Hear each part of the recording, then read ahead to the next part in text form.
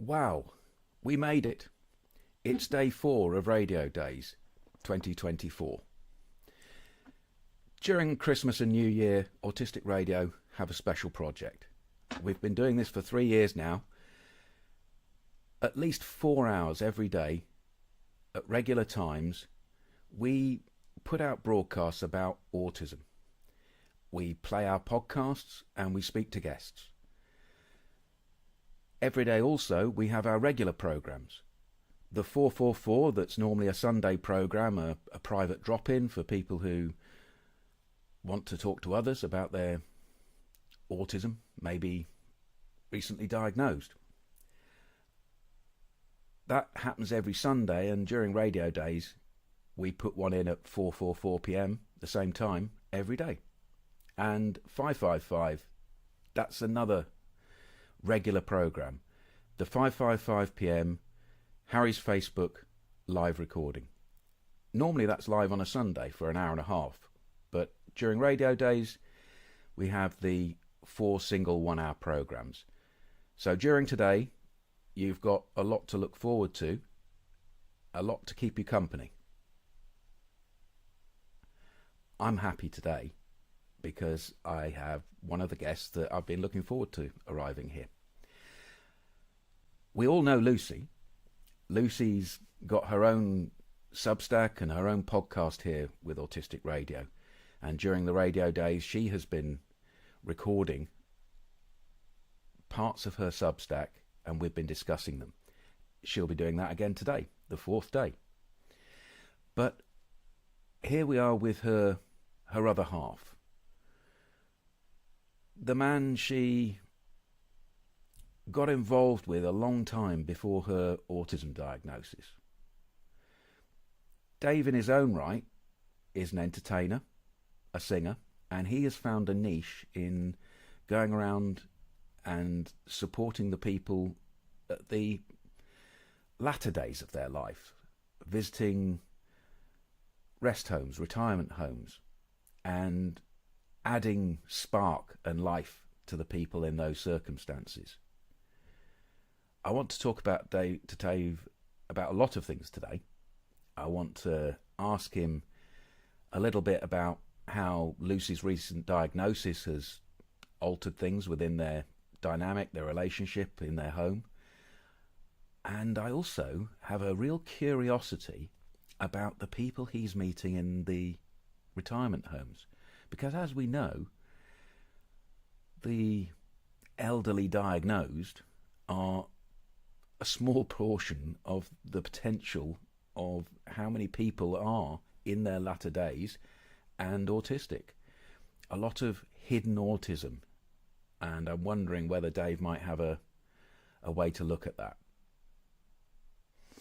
So, hello Dave, let's have your microphone on, and what do you feel about what I just said there? Is there anything that you think could link you into a conversation? Absolutely, and that as you say, I'm dealing hands-on and directly, with people that are, at the other end, of their lives, but they're still with value in their lives. But and I'm right in front of them, because when I entertain, the audiences are only anywhere between 6 to 100 people, so they're right with you, and you engage with them before, during, and after the show. So because I play the same places like between 4 and 12 times a year, you get to develop a rapport and know the residents. But there are residents that I do converse with, and they do display the same sort of traits that I've seen through Lucy. And obviously the big tragedy is that because some of these people have dementia and Alzheimer's, and they were never diagnosed with Asperger's or autism, because it wasn't a thing in those days. I kind of look at some of those people and think, you've been diagnosed with dementia or Alzheimer's, but I'm seeing traits here more of autism, and I wonder if you've always been this way. There's nothing wrong with that, and it's been misdiagnosed when you actually got into the homes, if that makes sense. Oh, it does make sense, and actually, it keys into one of my fears. I'm a bit older than you. 59, and the next couple of decades I'm looking at are the degeneration times. Now I know I'm autistic. One of the fears in my head is that my autism will be misunderstood in that environment, and I might get the sort of treatment that an Alzheimer's, somebody who is exhibiting the traits of Alzheimer's. I'm wondering if there's going to be a misunderstanding when I end up in that situation, and it's a fear for me. Do you understand why I think it's a fear for me? Yeah, I do. And what I'm thinking of now is that there's a particular resident that I engage with almost as a friend, because I visit the home 4 or 5 times a year, and this unit is specifically for Alzheimer's dementia people, but she doesn't exhibit those traits in that every time I see her, she has a completely lucid memory of our last meeting, which you shouldn't really have if somebody's got advanced dementia. And I can speak to her extremely conversationally, but she does display the traits that I see with Lucy and with other autistic people. In that when we discuss music, she's got an intense interest in it, as if it's like an all pervasive part of her life, and she's anchored into it, and we can discuss stuff which it basically comes from our last meeting. And I think, well, I don't think you have got dementia, because you're completely lucid, and you're referencing the chats we've had earlier in the year. It just happens to be that you're not obsessed, but anchored in music, and anchored in this particular interest. And I know that's something that autistic people do, is they connect to something that they like, don't they? And they become fully invested in it. So I do wonder sometimes if she's been misdiagnosed, you know. Yeah. You see, that's exactly the fear for me. I like what you're saying about these interests, and I like the way that you are looking for terms that don't sound bad. I can hear you trying to think, how can I Yeah, say this? How can I say this without being offensive? Well, look, yeah. the first thing is, don't worry about your words here, because we're all fairly broad, and we understand that terms are difficult. The second thing I would say is just go for passions, Okay. because Yeah, there's no negative to passions. yeah. Intense passions, it sounds an awful lot better than what they used to call us as children with special interests. Children with Mm, special mm, interests, mm, which, mm. negative term, Yeah, yeah, yeah. Um, one of the fears for me, as an autistic person going into an environment like that, is that I would end up medicated. Um, are most of the people towards the end of their life in these kind of situations, these kind of institutional situations, are they mostly medicated in some way? Well, I don't see much evidence of that, because my job is just to go in there and do the job and come out again. But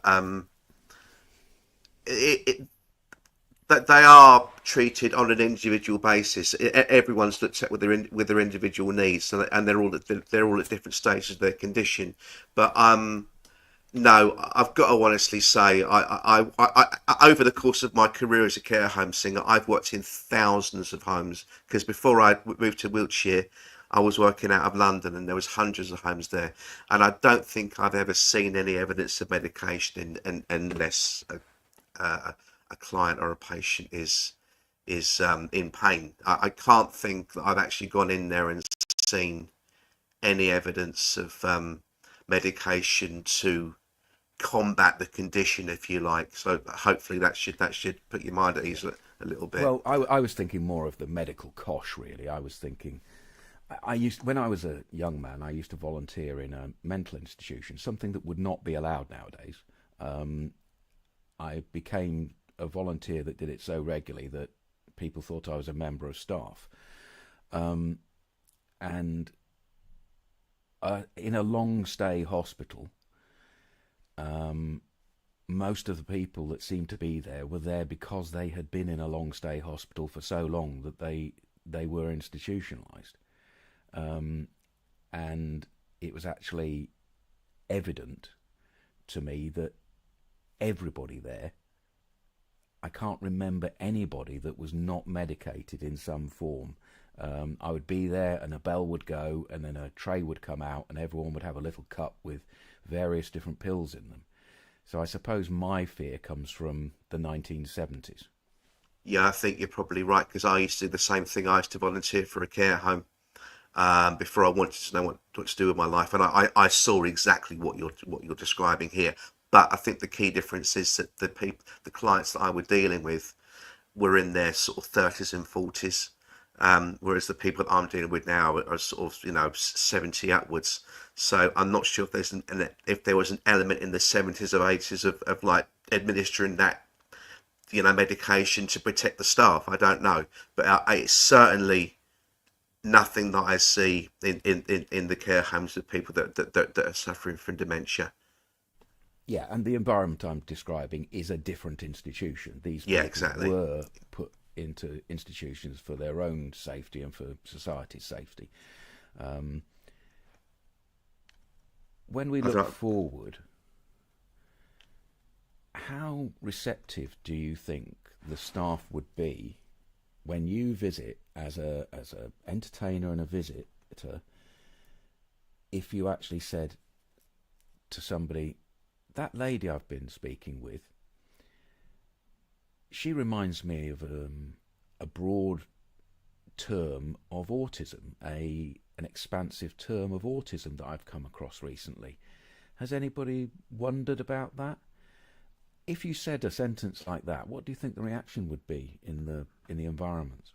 it wouldn't really be my place to do it because I'm just basically a contracted visiting professional, and I suppose that their defence mechanism would be that, we've already had a full assessment and interview before the residents come in. To which my answer might be, if I wanted to go down that road, well, do you actually include an autistic assessment in your diagnoses when a client is admitted? I'm not sure if there's actually anything in the admittance processes which actually account for autism, in addition to or instead of dementia and Alzheimer's.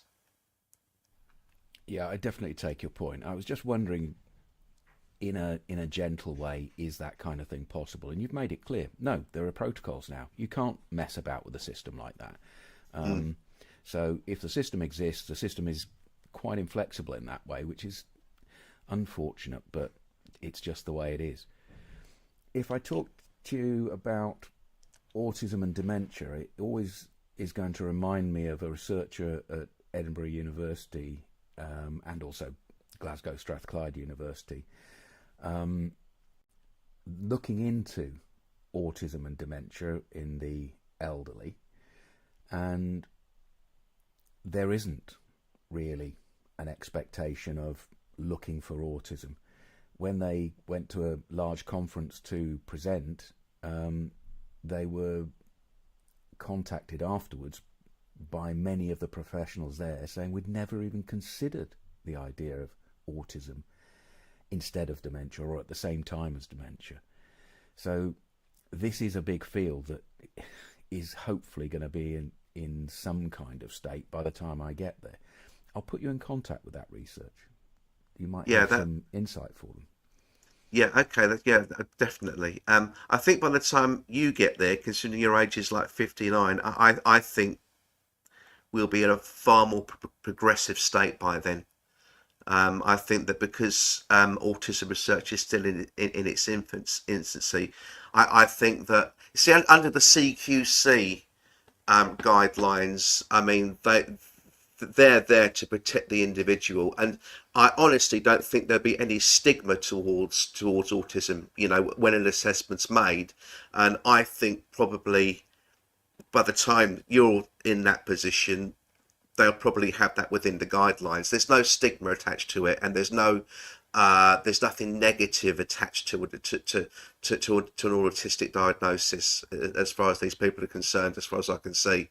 So hopefully by the time you get to that position, the CQC guidelines would have progressed to the point where they're going to take that into, because the way I see it is that if somebody's autistic rather than suffering from dementia, then they're probably an easier not fit. What I'm trying to say is that Alzheimer's and dementia are progressive disease. They're diseases. They're progressive conditions where they know the resident is going to have to be subjected to for further relationships and further care. Whereas if somebody's, I don't want to say just, if somebody's autistic, then it's probably an easier job for them, wouldn't you say? Right, let's go through what you're saying there, because I can see you thinking of that concept as you're going along. I think I got the gist of what you're saying. You feel it might be possible to differentiate between an elderly person with autism and an elderly person without autism but with Alzheimer's, or one of the other degenerative diseases that come under that umbrella, because one is degenerative and one is fixed. Yeah. Autism is autism. Autism Yeah. is fixed. It doesn't Yes. get Yeah. worse in its own structure. But the problem for me, and I think that's an interesting and valid way of looking at it, but the problem for me is that we are also aging. So there isn't any real research at the elderly end of life for autism generally. So we don't know what normal aging looks like amongst autistic people, because we've never identified elderly autistic people before. So it could easily be that an autistic person gently aging in the normal way an autistic person might age mimics other diseases. But the other thing is that you're looking for a disease if you're a doctor. You're looking for a reason or a cause. And if you've got a list of diseases in one hand and you haven't got any interest or involvement or knowledge, or it's not even on the radar, elderly autism, then somebody with autism or somebody who is autistic growing older, they might just be picked up as there's no other box to put them in, so we'll put them into one of these disease boxes. Yeah, I think that could well be the case now. The thing is that if they then do start to degenerate, see, it's a really difficult one, because I've got a relative who's actually just starting to lose his memory a bit, and he hasn't got dementia. He's just old, and it's going to be very difficult, I think, to diagnose if somebody is just losing their memory a little bit, or is actually going through the advanced processes of dementia and Alzheimer's.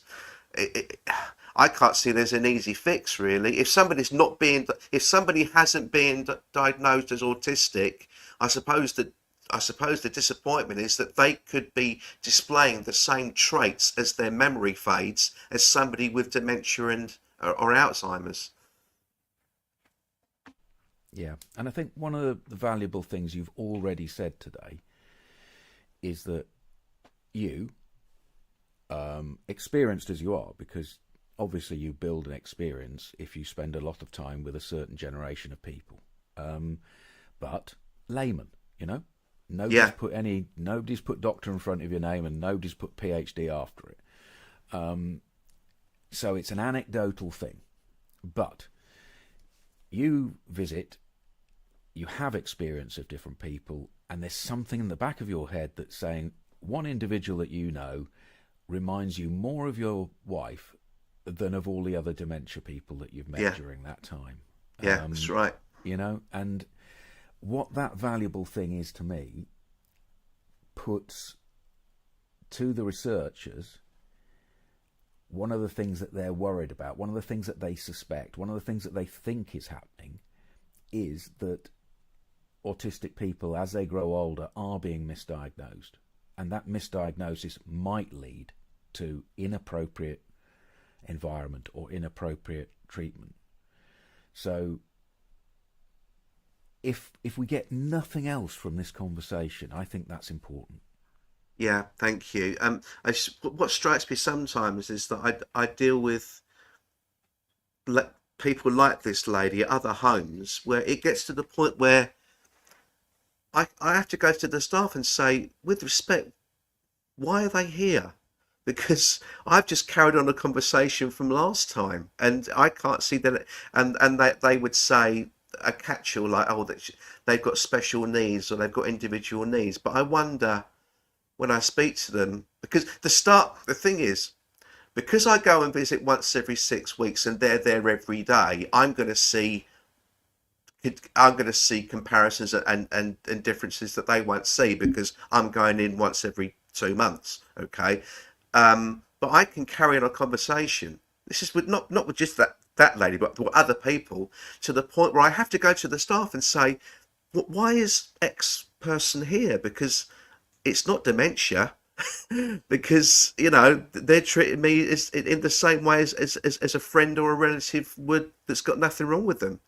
Um, and thinking about it now, these people do have the same passions that you're talking about. And most of the conversations that we have are about music because I'm obsessed with music. And I can go in and say, oh, all right, Mr. X, I looked at that Depeche Mode video you showed me. Yeah, and he's not glazed over. He's completely remembers the conversation. And then we're back to an impassioned conversation about Euromantic and futurist bands again. So I think what you're saying has got some merit there. Now, I'm going to remind you earlier. I said passions that time. No, I'm loving that. No, I'm going to remind you earlier because I did ask a question. Okay. And I said, what do you think the reaction would be if you had a quiet word and you said to the member of staff, I've been having a word with that, and you came back with one answer. And it's a true answer. Okay. And the answer is that it's not my business. Fail, yeah. It's not going to be received as at all. It's going to be immediately be knocked back, and there'll be reasons for that. Some of them very good reasons. And the reason you were able to answer that question in that clear way was it comes later, and you tell me that you've already tried it. You've tried it on numerous occasions. Occasionally, you've just tried that tiny little thing of asking, I'm getting on with this person, or I'm giving you information about this person, and it has come immediately back for you. And I can imagine the person in their head also knowing that, but we have a chart, we have a list, we've got all these things written down in the records of that person that I'm not going to talk to you about, Dave, but I've got it in the back of my knowledge, and this person has already been decided to be these things. Yeah, I think the difference is, and the first question was, I think you framed it as something like, what if you were to go to member staff and say that you suspect that they've got autism, whereas what I was doing was saying, look, can you tell me what's wrong with this guy, because I can't see any evidence of dementia or Alzheimer's. And then I do get that stop response of they've got special needs or they've got an individual. Yeah. But there's nothing which did. Never have I asked. Never have I gone to a member of staff and says, "Look, so and so seems like exactly the same as our last time I spoke to. We've carried on the conversation. Is there a chance they've got autism?" There's autism is not something that comes into any discussion when people are talking about a diagnosis or an assessment of somebody that's of a certain age. They obviously look at dementia and Alzheimer's, and I think there's certain scans they can do on the brain as well that help them to to decide this, but never has the word autism come up ever in an assessment, in a conversation that I've had at a care home. Yeah, I wasn't really meaning to differentiate between the wording. I was thinking Right. of the two things as the same thing. You have already tried in the quietest, kindest, smallest way to just, why is this person Yeah. here? They Yeah. seem fine. Mm. And if you went any further to add a label or a word on it or something from Dr. Google, it would probably make it even less likely that they would, um, you No, know, you're right. somebody, waving a flag with a word on it is even more antagonistic than the gentlest thing that you've done already, saying, I get on with that person. It's surprising that, what is wrong with them? Is there anything wrong with them? But I suppose also, even in that gentlest thing, if you ask somebody, is that you are confronting, you are saying, there might be something wrong here, Mm. and people don't want to hear that. So yeah, I th- but individuals will be different because doctors, nurses, people who do caring learn as they go along, and they learn in a very intuitive way sometimes. So it's not every person is a Nurse Cratchit. There are people out there who make strides forward in their practice by noticing patterns, and little bits of evidence that you give by that might prompt somebody to notice a pattern. Sorry, I've just asked Dave to mute because I've got a point here that I thought would be quite interesting. Because, like, as you know, my father was autistic and my mother had Alzheimer's. So it means that I've had a bit of interest in each sphere, because of the way Dad was, the way Mum was as she got older. Now, when Dad was older and he was having medical care, he didn't have a diagnosis of autism. He just came across as being really difficult to work with. It's almost like he was willfully trying to be obstructive to the things they did. He'd say no a lot of the time and things like this. And I think they probably put that down to a mental state, but never really linked that to autism. I mean, even my grandmother ended up in a home for the elderly mentally ill. But we know within our family that she too probably had autism. And I think that's the bit you're scared of, because back when my nan went into a care home in, I can't remember, it's a while back. It was a long while back. They just medicated her and sat her in a chair and brought her a coffee, and she'd sit in her chair with a handbag on her lap all day and she would not move. And I think that's the fear that we have. We've come a long way since those days. You don't really get these homes for the mentally ill and elder people in that sort of sense. But that's the thing that I think we are scared of as autistic people, is that we would be misconstrued, or that because there's no slapped on diagnosis that's on your medical records that people can all kind of get into. They just think that there is some sort of either being purposely obstructive, like my dad might have been, or like my nan, who really was very autistic, had learning difficulties, all sorts of things, and they just chose to go down what I suppose they would call the sort of the cosh route, where they just kept her quiet and serene for the day.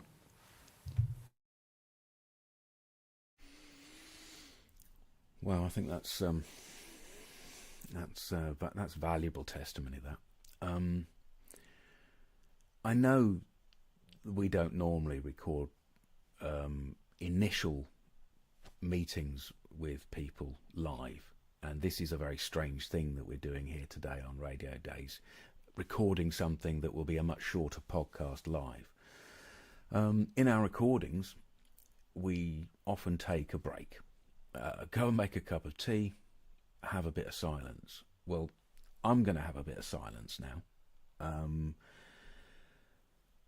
So if anybody else amongst us wants to just talk or whatever, I'm just going to hope to join you in a few moments.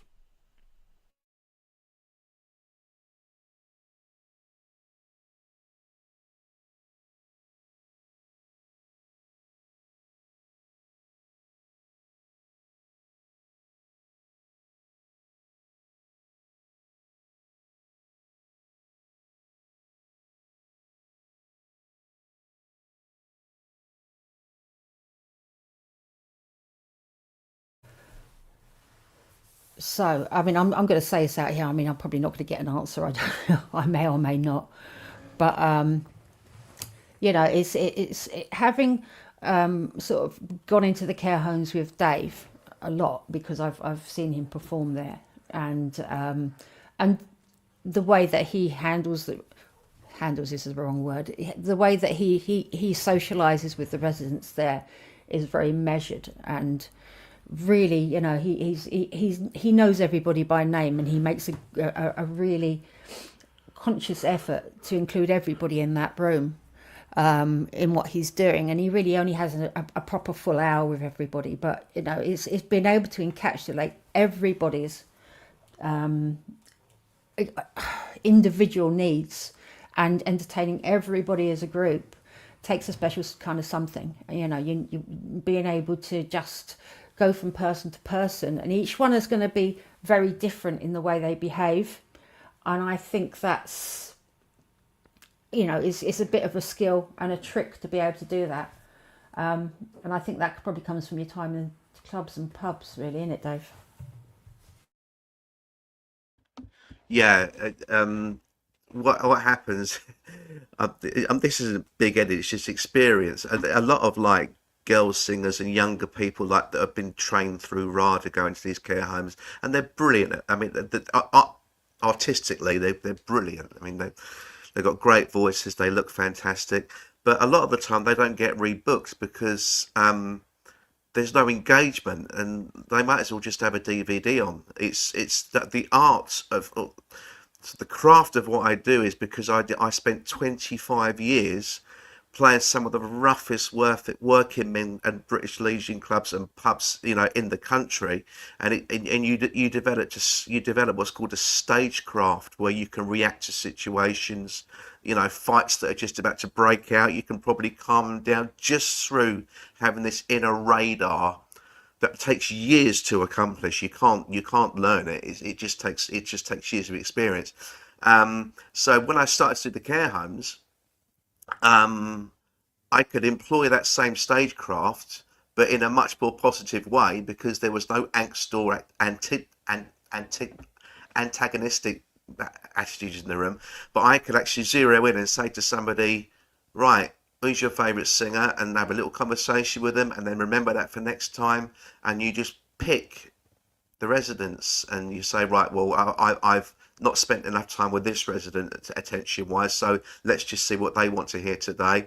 And I got a microphone that I pass around, and I invite them to sing along, because obviously with dementia and Alzheimer's, music is for some reason this only art form, this only a film doesn't do it, television doesn't do it. Music has got this thing where it short circuits the brain and bypasses the condition.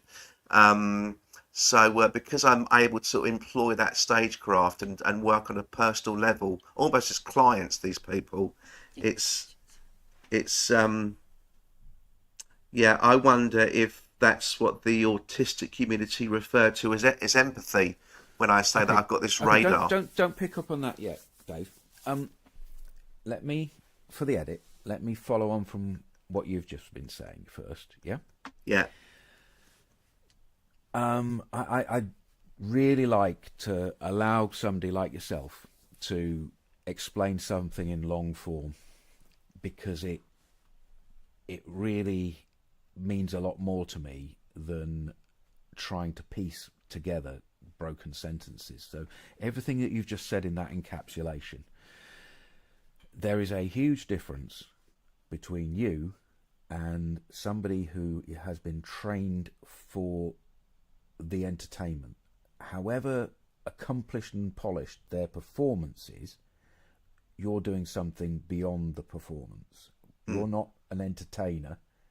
You are engaging with your audience, which is now your clients, using the skills that you've built up from dealing with drunks, from dealing with angry people, from dealing with little mobs of people who get into their own hen party attitudes. So those, in broad terms, social skills, and that ability to read a room, that empathetic with the with the group dynamic as well as the individual. So reading a room is a kind of group empathy.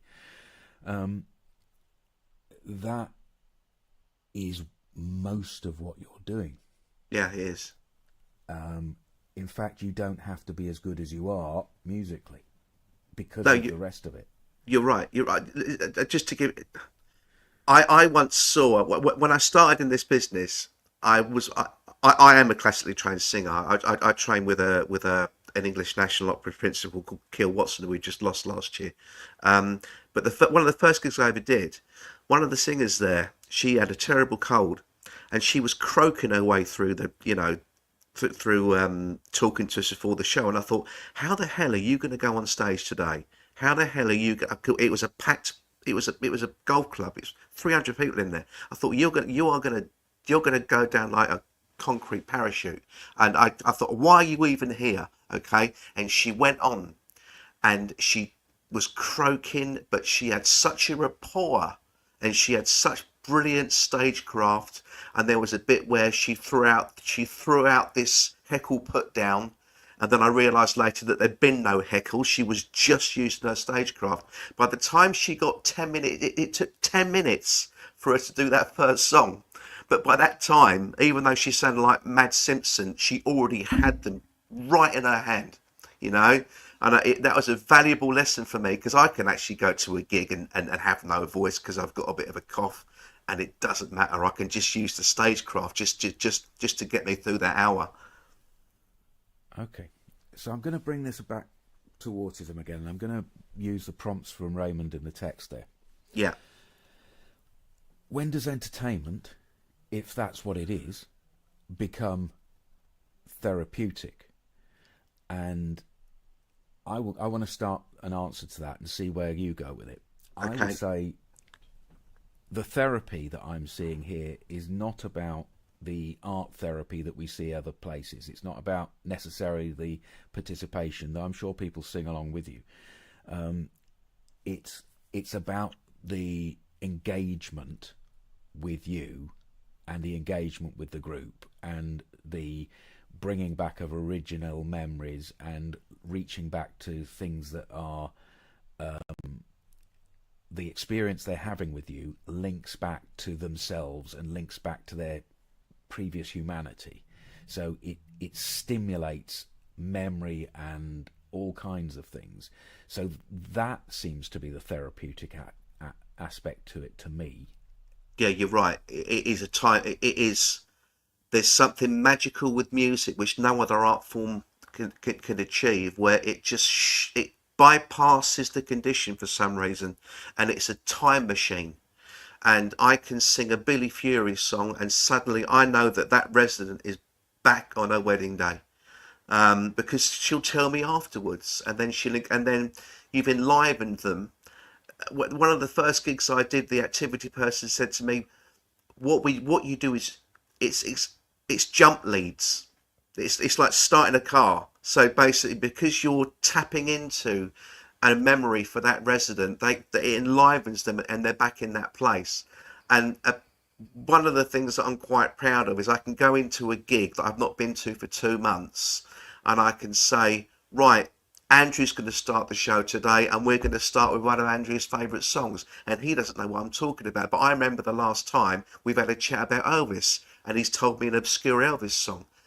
And that's his day, mate. Just through that minute, you know, because firstly, I've recognised our previous conversation, and secondly, I've connected a song which is special, which takes him back to happier times and people that he's missed and lost and situations that he's missed and lost. These are the skills people in the caring professions use, and it's lovely. What Raymond is saying, music is a more emotionally embodied form of communication, isn't it? Yeah, it is totally. Memory is very accessible from formative experience of it as maybe the soundtracks of our lives. Yeah, it's exactly that. It works the other way though, because I've said because I've written a book about my experiences doing in care home entertainment and in pubs, and just just as in the same way that you can sing Frank Sinatra and take somebody back to their wedding day, you could sing a Neil Diamond song and it takes the person back to the time they realise that they're being cheated on by their spouse. So it's a two-way street. But Okay. well, you know, but Let's it's not dwell on that. no, I'm not going to. I'm not going to. What I'm saying, what to get back to what Morris is saying there, music is an extremely powerful tool, but you don't know if you're using it in the right way. It's a question. The art to it is to probably focus in on a little casual conversation you had with the client before you started the gig, or to actually remember the last time you played there, because I like to make it conversation. I'm setting up and I'm saying to the client, you're a new face. What's your name? Okay, what music did you listen to when you were growing up? And it's not conversational really. I'm just trying to plant the seed so I know that I can actually make a day with that first song. But it's much more powerful than film and television. There's no other art form which can actually tap into the brain and bypass the condition like music. Oh, hold on. Come on. Don't overblow all. Don't make all other art forms redundant. What I mean is, I'm a film and television buff, but there's nothing as visceral as a string of notes stuck together that actually connect with an individual straight away. What I'm talking about is on a visceral, mental, cerebral level, where I can just strung out 3 chords on a guitar and instantly a client will say, that's that. Okay, whereas to talk about film, you have to actually start a conversation and you know, start the motor running and so no, you and I know that that these other art forms are extremely powerful, but there's nothing as instantaneous and visceral than a few notes, you know, played together, which then. Okay, right. Look. Just hold it, horses. I'm autistic, so I have to be fucking pedantic. All right. That's all right. I'm not letting you. Look, I'm back in the pubs again. Look, I'm back in the pubs again. I am so sure that there are so many people listening to this that are right on with you. They're pumping the air. They're saying, yes, that's how it is for them. But there are a few of us where, yes, we get the music, but I was only yesterday here on the radio remembering a visual experience from Van Gogh that took me to different places and took me away in a way that a concerto might not have. So it's horses for courses. But societally, you're bang on it, you know. People talk about the music of their youth. They talk about their every life experience. There's a music being attached to it. So yeah, the pedantic bit in me needs to say, "Oh, what about smells?" You know. I know, I agree with you. And there's a quote which I can't find right now, but one of my favourite writers is Albert Camus, who wrote The Outsider and The Plague, and he says, I'm paraphrasing, he says something like, a man's life is nothing but a detour to re-find the 2 or 3 images in his childhood which opened his heart. It's something like that. So it's the thing about the, you know, a picture's worth more than 1,000 words. So I'm completely with you, but I'm not going to get paid to go to a care home and show people pet photographs of Van Gogh. They want, you know, so it's just that visceral. It's the melodic. There's something magical and melodic in just, you know, playing 2 or 3 notes on the guitar and then you've transported somebody back to a really nice time. Okay, well, Camus, the philosopher. I wasn't expecting to be speaking about that today, but I interpret what you just quoted from him as a metaphor, and the image was a metaphor of experience or of trauma or of it. I think what he was saying there was that your life now is lived and affected by some really key points and key turning things that happen very early on in your life, and regaining the wonderfulness of those experiences or running away from the horribleness of those experiences is the rest of your life. That's what I thought it was trying to say there.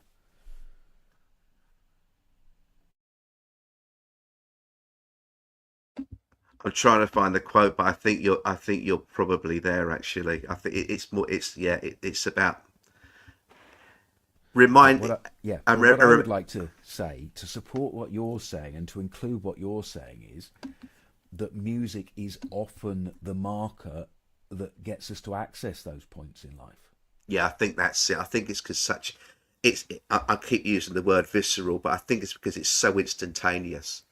And it takes you back to that time, and it will take you back to the associated memories of that time as well. So if I take instinctive and primal, if you like, you can go into this, it's archetypes, if you like. So when I take them back to their wedding day or a scene from childhood when they heard Elvis for the first time, that's a conversation. That's a 5-minute conversation at the end of the gig. I have to go. Now that could be an hour conversation after I've left, as far as I'm concerned. I'll never know. You don't know what the residual effects of your performance are, because you leave as soon as you made it. But there's been instances where a staff member said Mabel was more alive over the next couple of days than we've seen her for a while, because you've done something. And you've taken her back to a time, and it's stayed with her when she's woken up the next day. I want to round about this again. I'm going to go to Raymond over there, because after saying that there's so much more to performance than the actual art being performed, given what Dave has said about the stagecraft, which we all agree with, I think. Earworms, though, can be awful. And so part of the sensory experience of autistic people in relationship to music is quite negative, because we do get into cycles of repetitive thoughts, and repetitive music going around in our heads can be one of the distressing things that people experience. And he describes that as like being possessed. I would also say you can have earworms that are really quite pleasant to experience, even if they carry on for a long period of time, because they give a background of niceness to a thing. But I experienced tinnitus as well. And he also points out that some folks say they don't like music or they get nothing from it. And that he's asking a question, are there people that don't like music? Well, there's a sensory difference. Certain parts of music can make me feel incredibly uncomfortable because the sounds I'm experiencing, because of the intensity of what musicians try to create with their instruments, can be distressing to me. It can hurt me. Soprano singers can give me pain in my head. And there are parts of music that I would absolutely go away from just because they make my whole body feel uncomfortable. I also get taste that comes through with sound sometimes. But on the other hand, there's an autistic experience of music where if I'm standing next to the right kind of bell when it tolls, I get a kind of sensual pre-orgasm kind of experience in my body. So there's a lot about this music thing, an individuality to it, that I'm not sure whether our society quite accepts it in the way that it's actually experienced. Do you think that that's maybe an associative thing? Perhaps like you've had a bad experience in the past, which is connected to a piece of music, and even though you don't have to listen to that actual piece of music, there might be another piece of music which has the same traits to it or reminds you of that first piece. I think you're right if you're talking about a piece of music. I'm actually trying to express something different, which is actually a certain vibration or a certain tone or a certain note can be extremely uncomfortable for me, or a certain constant vibration from a bell can be extremely pleasurable for me, because my senses overlap. When the senses come in my brain from my smell or from my hearing or from my vision, because of the way my nerves are, I'm guessing that the theory is sometimes put forward that there's an overlap between the information being sent within my brain between different sensors. So my senses get slightly mixed up. But also with the autistic experience, that brains tend to be a lot more sensitive to certain stimuli. So piercing noises can be something that's incredibly difficult and painful for autistic people, and piercing noises are included in some kind of music. Yeah, and I think there's something deeper there, in that I've got a strong interest in esoterics, and especially in crop circles. It's something that has fascinated me throughout my life, and there are parallels between seeing a certain type of image in a landscape and hearing a certain type of music that actually resonate with frequencies. But when you talk about the bell pealing there, that could be a resonation with your inner frequencies, and it could be much more mathematical than you think.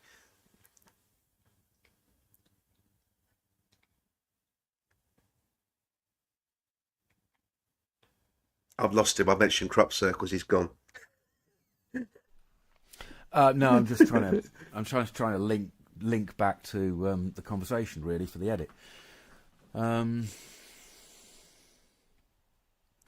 no, I think people. I don't mind people talking about mystical things and crop circles. It's all metaphor for trying to understand things. It is. That's exactly what it You is. don't have an awful lot of science is basically the best metaphor we have for at the moment.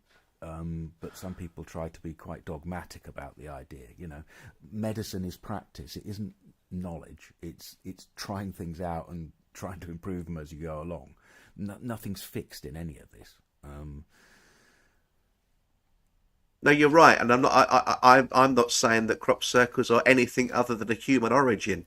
I know that they're of a human origin, but it's just the fact that when you see a certain image like the mandala or the yin yang, whether it's on a page or in a field, it kind of touches you in a way that words can't. Musical notes or an image will actually resonate with you, and sort of will just be it will it's also with frequencies of the brain.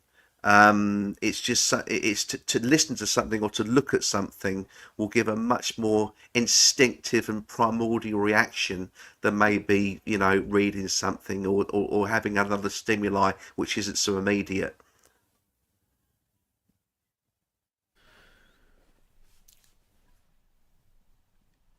Linking us back to what you do in the care homes.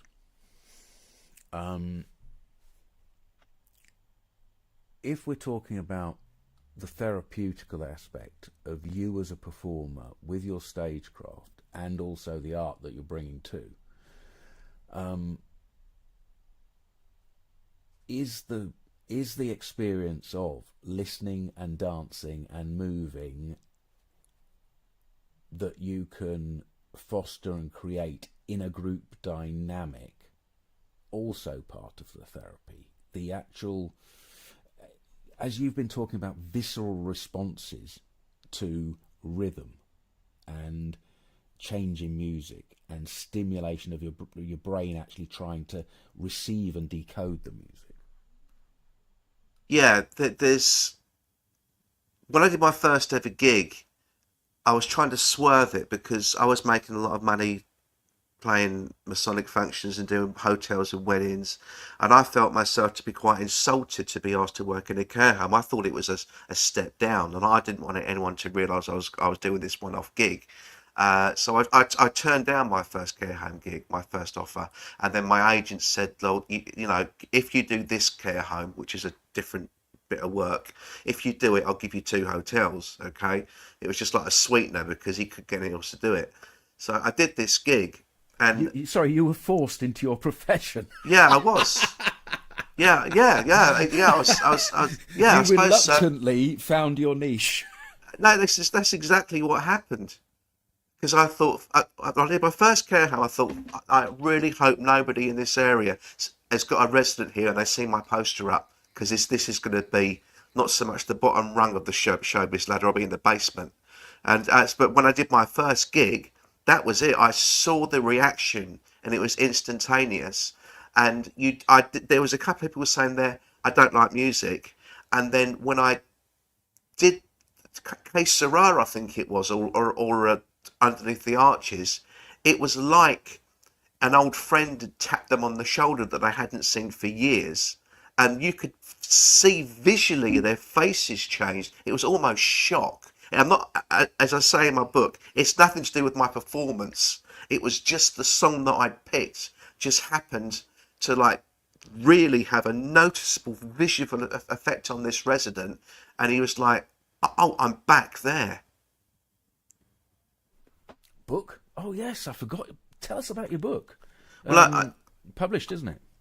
yeah, I've written 5 books, but this one it's called Pop Idol, IDLE, and it's about basically being on the bottom rung of the ladder, but being happy, and the fact that I never really wanted to go any further, and that I found my niche as a care home singer, and even now I get offers from London. Will you please come up and do this wedding?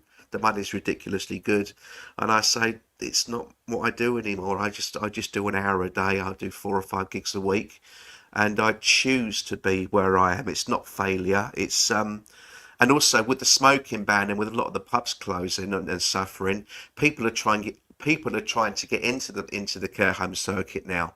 Whereas I've got 15 years, experience. So now my book is basically talking about what it's like just to be somebody who's not looking to be famous and is looking to do music because they want to do music, and it happens to have been, as you say, forced at gunpoint into a niche area that they absolutely love now. And that's what my book's about. You're living your best life right now, yeah? Yeah, absolutely. And the reason why the book's called Pop Idol is because an agent said to me once, "You're too lazy to be famous." And I said, "Well, yeah, okay," because I didn't want to jump through the hoops that were involved in being famous. You've got to go and do this free showcase. You've got to buy a new wardrobe. We need headshots. We need this. And I go, I don't want it that badly. I'm just going to stay where I am. And there's a lot of talent in the pubs and clubs and care homes where you look at them and you think, you are much too good to be doing this. But everyone's happy with where they are.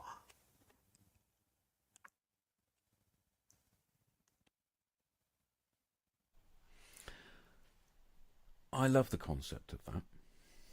And it's something that more and more people are trying to attempt.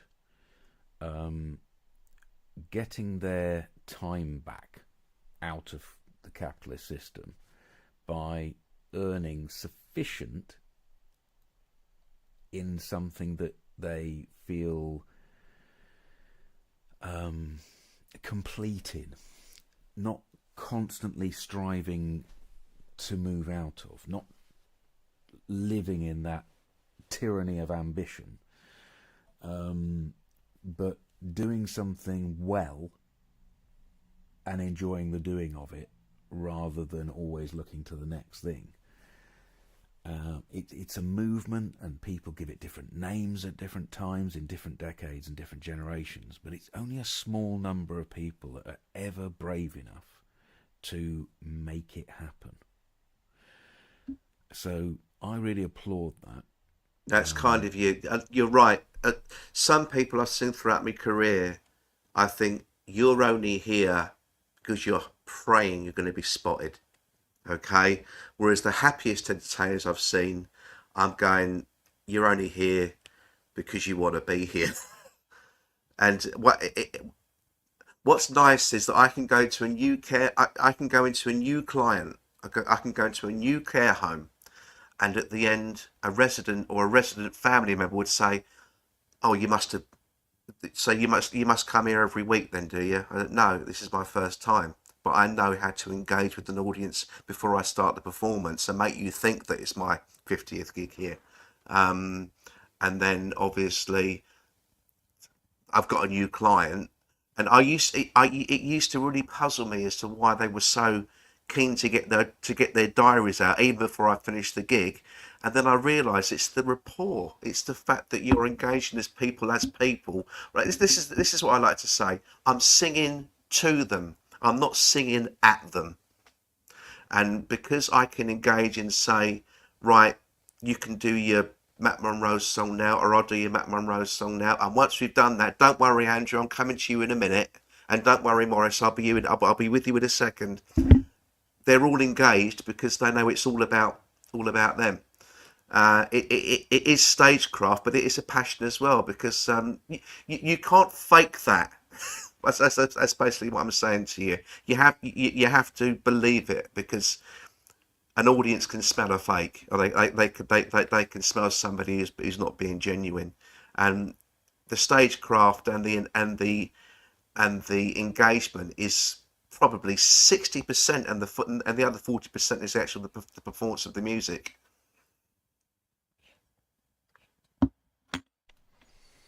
Yeah, I think what we've learnt from you today, we'll edit up into a lovely recorded podcast. Before we go, I want you to plug your book, though.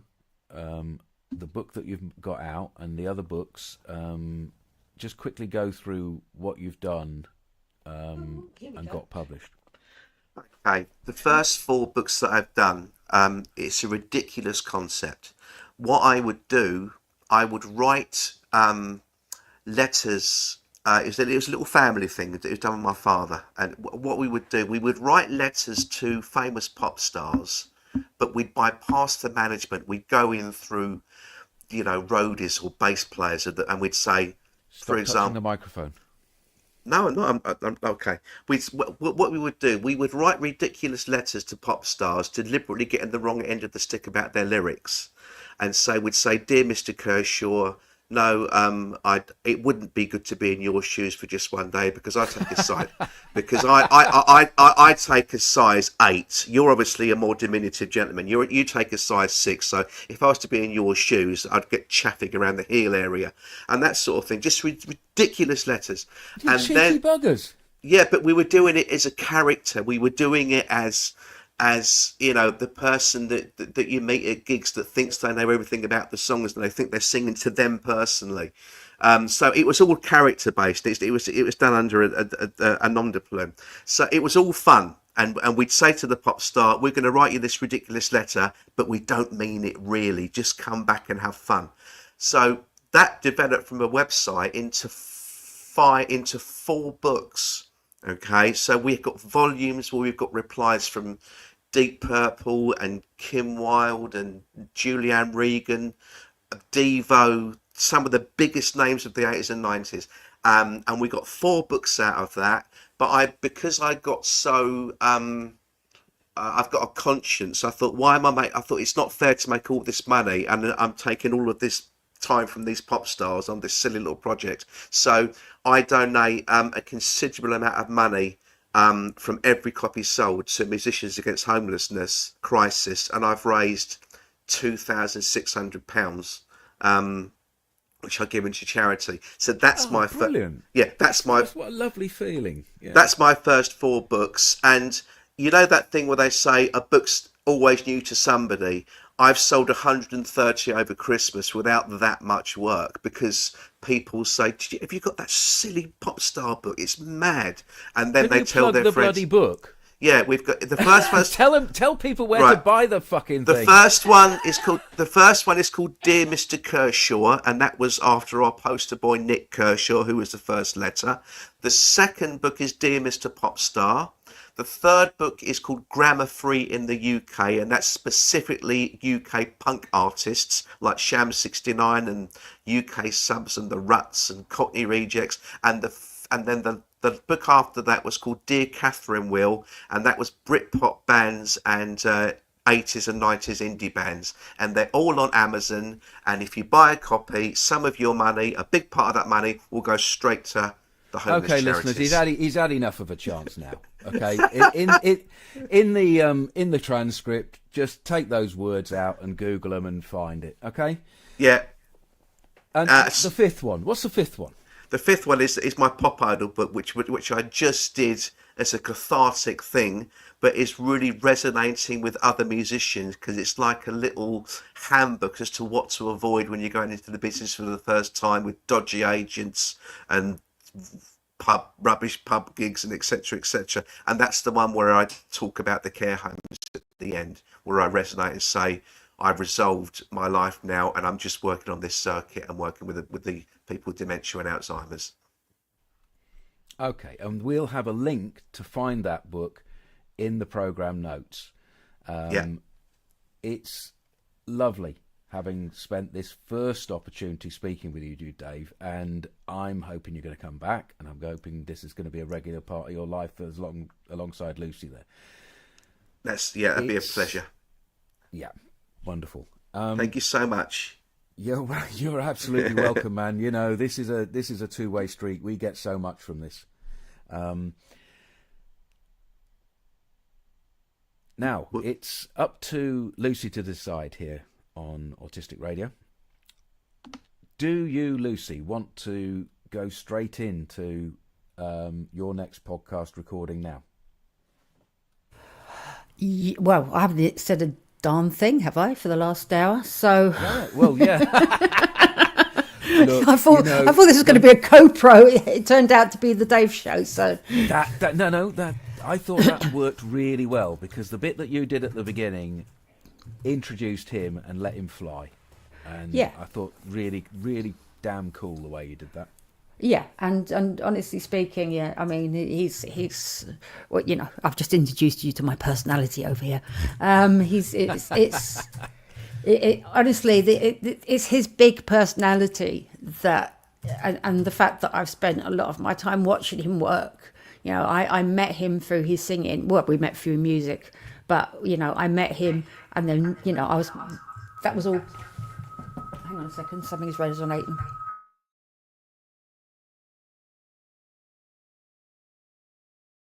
Yeah, so it is kind of like his personality that kind of drew me to him, and so you can see what I love about him. He's done everything.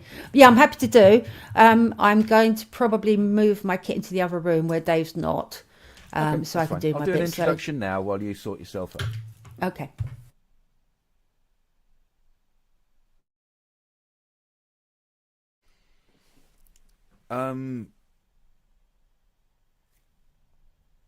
Raymond. Yep. What did you make of all that? Bloody hell. That was such an insight. And I don't think people think of it like that, do they?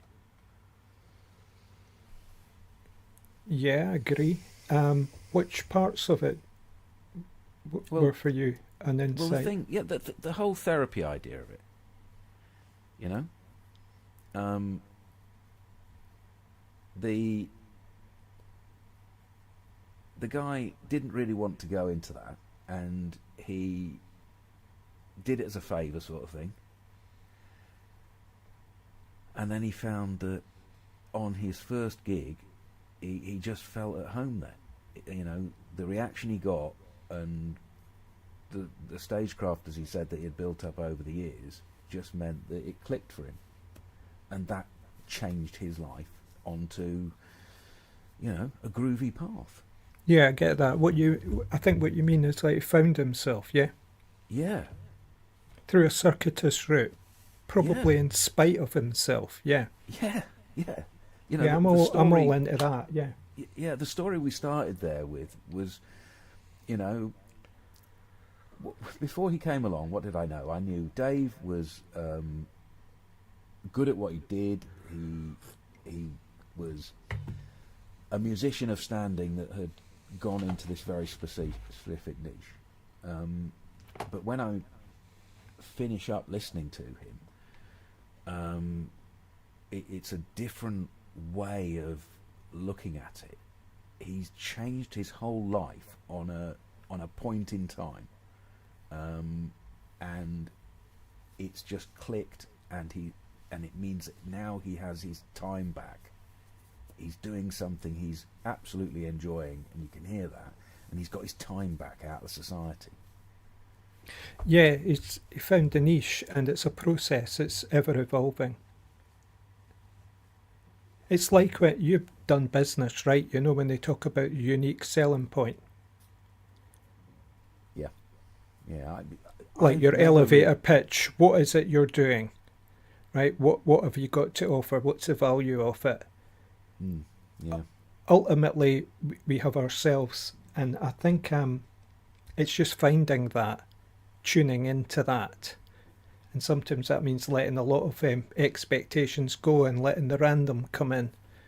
And then, oh wow, I'm here. And it's no real effort, kind of.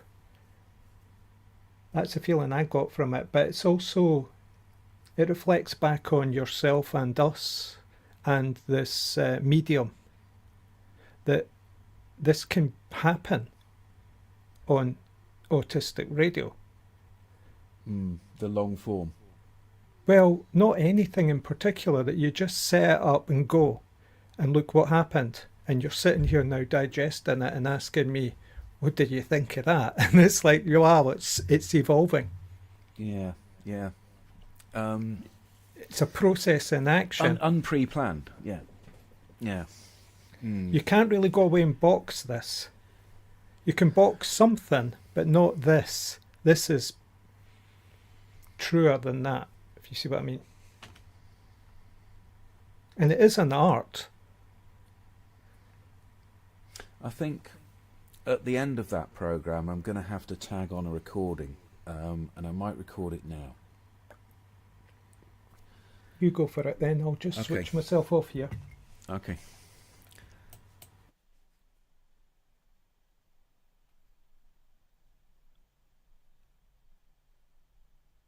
After Dave left the studio, we sat and pondered on the power of what we had just heard. Lots of aspects. The fact that Dave had found his absolute niche, and that was making him live a different life. That he was also observing as a layman the things that the professionals are starting to realise they're not noticing. If anyone listening to this has listened to this because it has in the title dementia or ageing, and you have an experience or need to voice something about the relationship between autism and dementia, please come forward here and speak to us here at Autistic Radio. But also let us put you in contact with some ongoing research into autism and dementia. One of our collaborators here,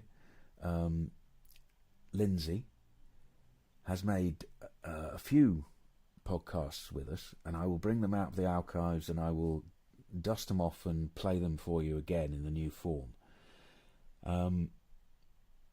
We can put you in touch with the research project so that you can help shape the future.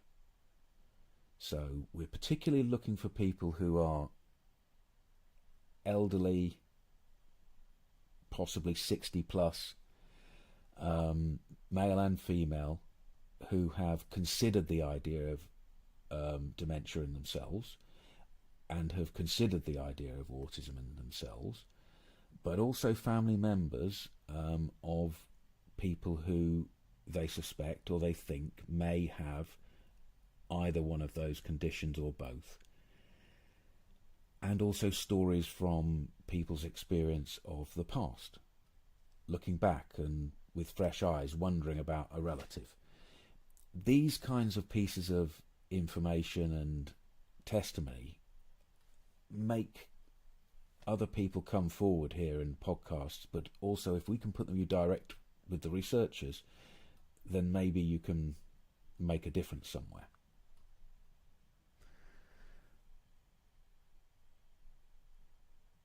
How did that sound, Ray? Was that inviting?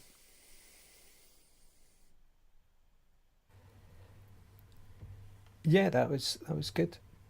Okay, mate. Are you settled, Lucy? Are you ready for us? Yeah, I've just rushed from one room to the other, so I'm in, I'm in my own private space now. That's wonderful. Okay, I'll go on mute because... Oh, no, actually, I'll introduce you.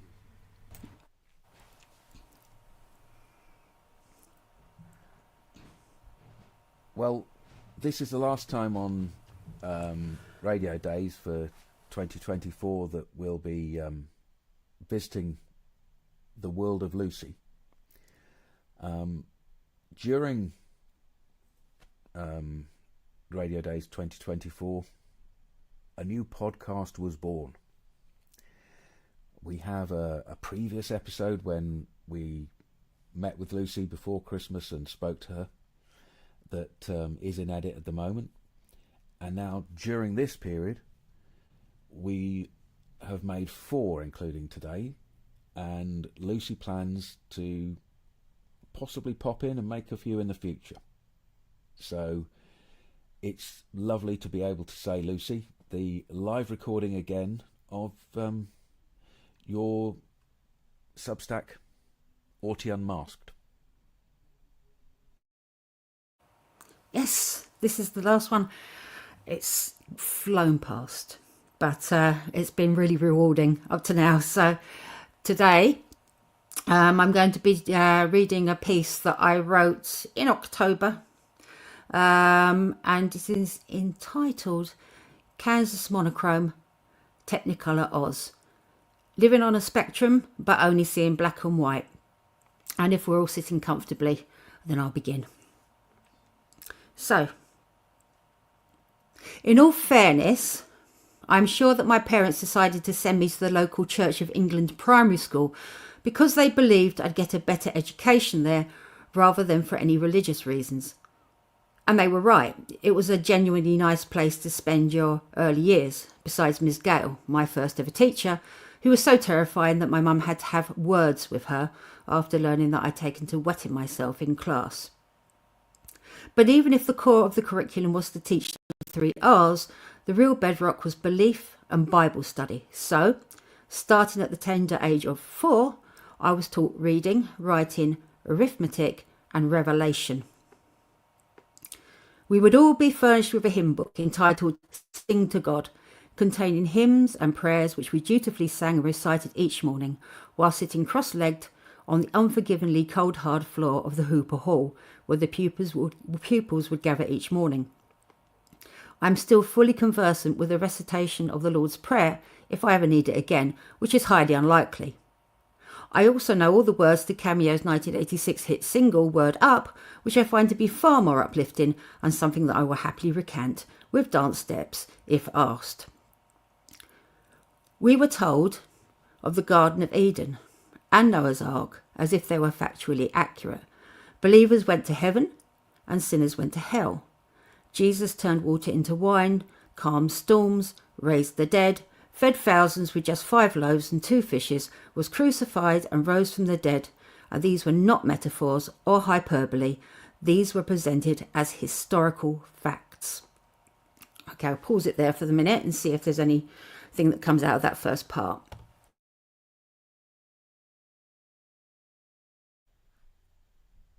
Well, the first thing that comes out for me is a visceral hate of religion. I have wavered over religion as to whether it was benign and does more good than harm, and I gave it the benefit of the doubt, but I am so solidly anti-religious that hearing that your young head was being messed about with by these people is upsetting to me. Yeah. To be honest, my mum was far more religious than my father. My father was much more logical about these things. And the only reason they did send me there was because the area that I lived in, which was southeast London, Peckham, in those days, the choice of school was difficult. So that they sent me there really for all the right reasons and all for the positive reasons, because you did get a pretty good education out of it. But yeah, I mean, I am so against religion. I've got no belief system whatsoever as far as that's concerned. So when I went there and learned about these Bible stories, a lot of it I sort of took as just like a bedtime story, just a thing. And I know there were people who were devout, came from devout families, but my start at home was very sort of, I was a total, a non-believer. But so home wasn't like that. I wasn't set up for a religion at home. So going into that as a child, you're learning a lot of things that are kind of beyond belief and feel really uncanny to you. And I do remember that as a really little girl, just listening and thinking, and even then trying to fix logic into the picture and see how it all fitted into who I was and what I was doing there. I saw it all as like comic books back then, because that's all I read, because I had difficulty reading actually until I was maybe about 11 or 12. It's attention problems. So any story with imagery was great, and Bibles in primary were often like that. So I sometimes wonder, hearing conversations like this, I wonder what it would be like if there wasn't any religion, because it's almost impossible. It's like so prevalent in our upbringing and conditioning that it's very, very hard to imagine what a logical reality or world or culture where that didn't exist. And of course, if we've been triggered by things, to hear about wetting yourself, these are things that happened to me at school too.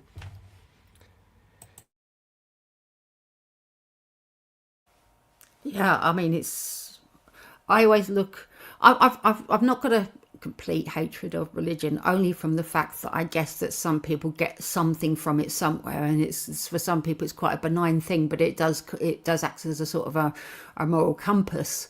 And if that is something that helps somebody get from A to B in their life, then good for them. For me, it just doesn't make any sense. But you see people whose whole life model is sort of founded on a belief, and it's almost like they need that, whereas I guess I don't need that. I don't have to have that. I'm not a bad person for not being religious. I'm just I just do things my way, and I'm still Christian with a small c, where I try and be friendly and helpful and nice, and still retain those qualities. And I don't need anything to anchor that to. I don't need a thing to anchor that to.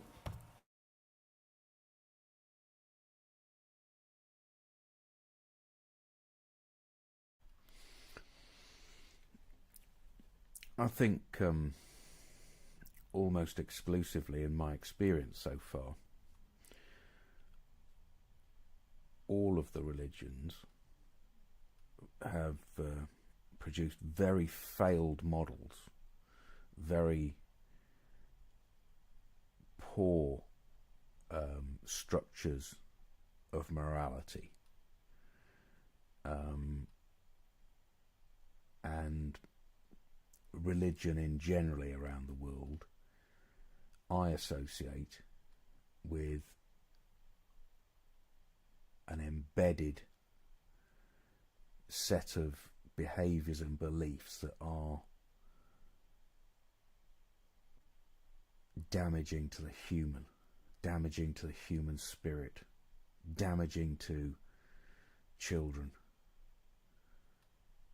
And just because the natural thoughts that we already have, like we should not kill, we should not harm, these things that we know within ourselves anyway, just because they have those things within them as moral instruction, doesn't excuse the hatred in the rest of their moral instruction.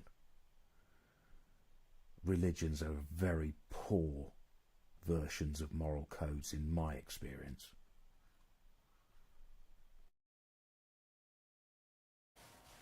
This may be because I went to my primary school was Church of England, but my secondary school was also a Christian-based school. So you can see that this has been running through my life like a little vein all the way through it. Is that I've been to school with and interacted with an awful lot of people who were religious. So it's almost like I was kind of acclimatized to them, and my mother was religious, so I'm acclimatized to that. And I suppose the people that I've met around me who have been religious have been pretty benign and okay. I did used to live in Deptford in London, and there was quite a lot of people out on the streets who would do sort of like almost like recruiting for the local church. And I remember I was still in my weirdo stage at that point, walking down the street, and I was stopped by a young man who said to me, if you follow what I follow, then you can live a life that's pure. And obviously you're drinking too much and you obviously take drugs. And I wasn't doing either of those things at the time. And I said, that's a huge assumption. How very dare you? Don't be tarring me with a brush by one looking at me and thinking you can save me. I'm quite morally strong, and this is a stupid conversation. You don't know me, don't assume. But there was an assumption that somewhere in his head that I must be this sort of heathen person because I just look like a heathen. We used to have a school of Dianetics in Edinburgh, one of the first in the UK, if you know what I mean. And they used to collar you as you went by and ask you in to take a questionnaire. A friend of mine went in once, and all he could say to the guy was, "This carpet is really damp," in order to block the guy out. But it came to mind yesterday when someone was talking about, the questionnaires we fill in currently for autism assessments. And I thought, it just ran right through my head, those questionnaires that the Dianetics people were offering us to improve our lives. But another thing I've got to bring out about Lucy's post is I'm viewing it here just now. I found it, and you mentioned a bit about the Sing to God booklet. Was it? Yeah, prayers and hymns.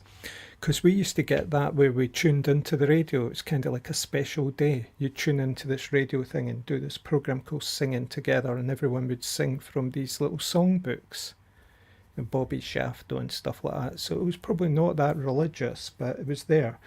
And that was when I wet myself, because I had this mate who just knew my funny bone very well and just would trigger it all the time and make me laugh so much by saying the lyrics wrong and things.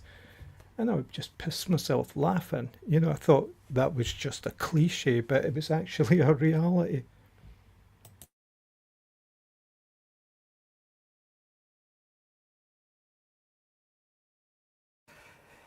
Yeah, there was no room for laughter in my place. When I went to school, the school I went to, being that it was not a state school, they were still allowed to use corporal punishment. And this was the late 70s, very late 70s. But they were still able to, if they want to, use corporal punishment to keep us in line, especially one particular very severe teacher I had called Mr. Gibbons. I'm not giving away anything by giving you his name, who used to go down the line. You have to put your hand out, and he'd go down the line with a meter rule and slap you on the hands. So, okay, that was cruel, because that's just come back to my mind, and I thought, hang on a second, this is a Christian school with Christian morals, yet you're still happily using, sort of like almost like the birch to sort of keep people in line and to scare them into what you're saying.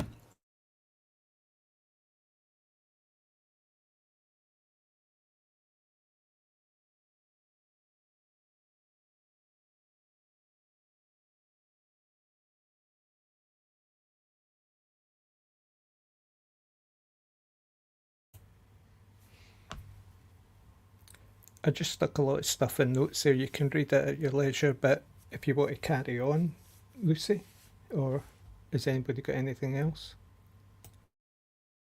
I'm just reading your notes here, actually. Oh, I see. Okay, so you obviously too were kind of under the thumb of a little bit of authoritarianism there as well, just for laughing, which kids do, and I think that's a little unfair to be, I think the picking strict, for that. yeah, I think the strict discipline is beyond religion. It was like society itself was doing it. Religion was just one of their, what's the word I was looking for? Front people who they're representatives of enforcement.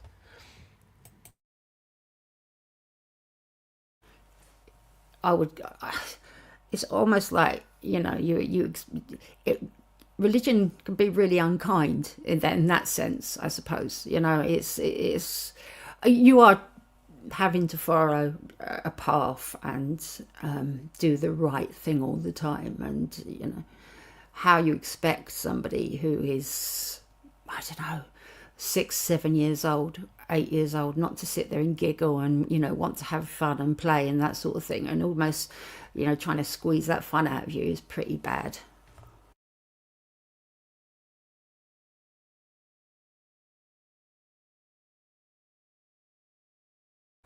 So I think from that point I'll go on just a little. Okay, so I appeared in the nativity play on an annual basis. My debut was as a sheep. There was one dubious year when my teacher put us all in yellow face for a production about Christmas all around the world, and the theatrical tour de force was my depiction of the Archangel Gabriel, who is actually male, but these minor details didn't matter. It is probably worth mentioning that during this time I was christened at the age of something like 7 or 8 years. An appointment was made with the vicar of our local church, who never saw us there on a Sunday, but was happy enough to pop over and talk about the ins and outs of the baptism. I went along with this because 2 of my siblings were also doing it. Also, there was the bonus of being given presents and cake. I feel this was the case of only wanting the immediate rewards rather than the gift of eternal life in paradise, i.e. having my cake and, well, eating it too. When I got onto higher education, I was given a copy of the Bible as a leaving present from primary school, which I still have 40 years later, but I haven't looked at it since, and I have no interest in doing so. The only reason I do keep it is because it's got signatures from all my friends at the time, so it's more of an aid to kind of the people I was connected with then than to any kind of religion. Yeah, the Bibles I still have are ones that my brother won in a school contest, and I think I won one too, or at least the label inside it is from a prize I won somewhere. It's like some things when you're throwing stuff out, you think, I can't throw that out. It's like, how do you get rid of like photographs even, of people? So anyway, just a wee tangent there, but a reflection on that thing of retaining Bibles. Old Bibles were great because they had these maps in the back that were like of ancient times and very interesting. And I remember as a child, scribbling in the Bible and being told that might come back on me, which was a very strange thing to hear when you were young. Yeah, retaining, that's the thing. It becomes kind of more of a totem, isn't it? A sort of a touchstone rather than being a Bible in and of itself. It's not because it's a Bible that I keep it at all, because I have never really truly studied or understood the Bible or felt any connection to it. But the book is something I can't throw away, only because of the fact that I've had it for so long, and because it's not instructional, it's just a remembrance thing, and it just tags you back to those days. And it is, yeah, you just said, like Jules just said, sacred objects. That it is a sacred object for me, in a totally atheist sort of way.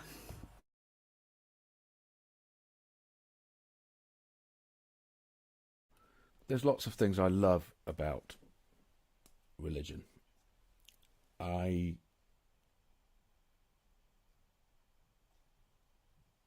have to be careful what I say here.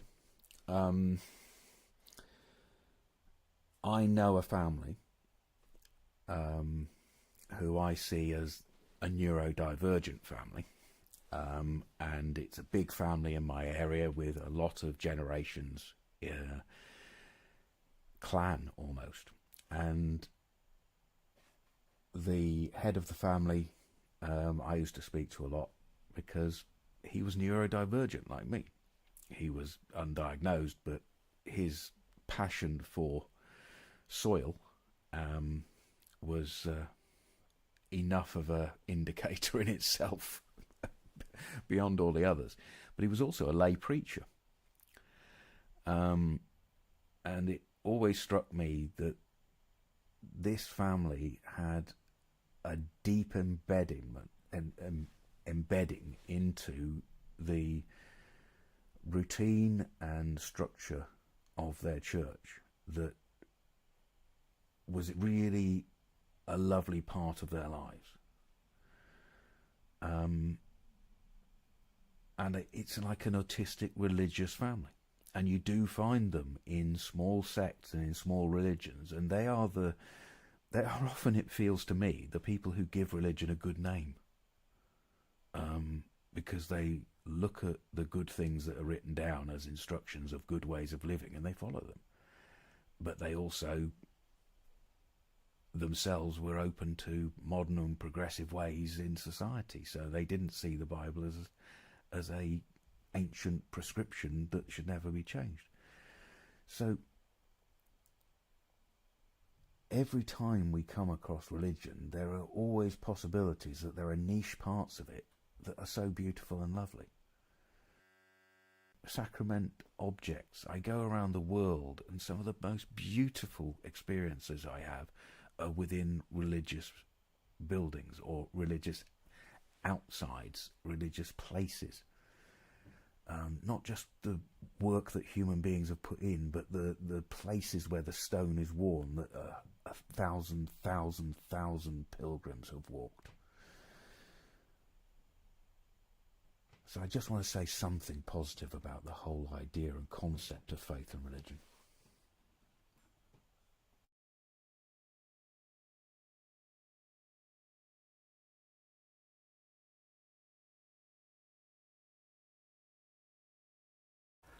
I guess that I could see that there's sort of a sense of that kind of like pilgrimage feeling, that you reach a sacred spot and it feels, you could get a feeling for it, and that, yeah, I mean, in a small way, you know, here in Wiltshire we're really lucky to have a lot of touchstones, like literally, of different religions, and we have a lot of I mean, we have a cathedral here.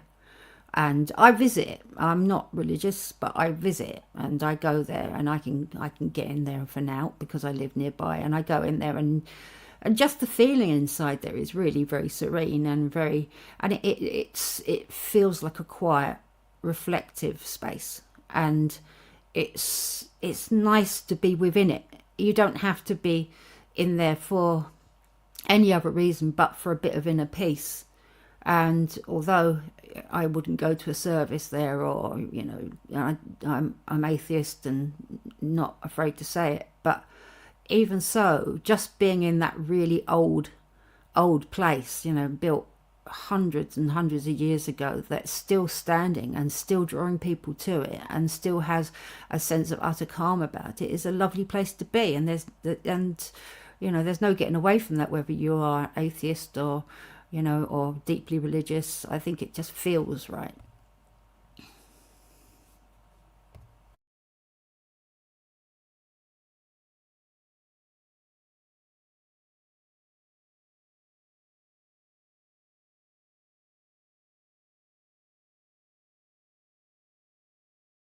I was wanting to pick up, Lucy, on the idea of being christened at that age.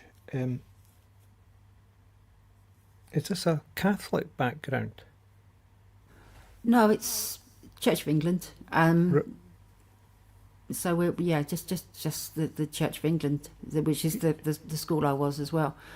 We weren't Catholics. There's no Catholicism in my family. Sorry, I'm just trying to work out the difference there between Scotland and England. Like the Church of Scotland is the Church of England.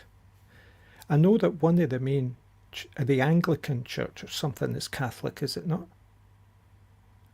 I'm very confused. I'm a little bit confused. I don't. I mean, I don't. Yeah. So, No, the Anglican Church is not. It's Protestant. I think there's this kind of high church, low church thing, and so the denominations in Scotland tend to be a bit more high church, and they tend to be a bit more like the kind of ceremonies that you get in Catholic churches around the world. But you're definitely a Protestant, because you've got the Calvinist Protestant idea in Scotland. It tends to be a stricter kind of version of interpretation of the Bible than some of the more progressive sort of anglicised ideas down south. Now, I have a kind of distinct memory of Tony Blair changing his religion almost in order to get his kids to better schools, and it was something to do with Catholicism and the Church of England, like just changing something. But my family was a mixture of the orange and the green, as it were. There were Catholics and there were Protestants, and I'm just reflecting on this because my cousin was christened at an age, I can't remember when exactly he was christened. Was it as a baby, or was it much later on? Because it caused him great distress later in his life, and it became an issue for him because he was one of the first real autistic people in the family diagnosed, and so he challenged the authorities about his christening, and I think he stated at the time that it was because it felt too Christian, which was an antagonistic problem for him. So I'm just wondering about that. So anyway, that's why I was asking there.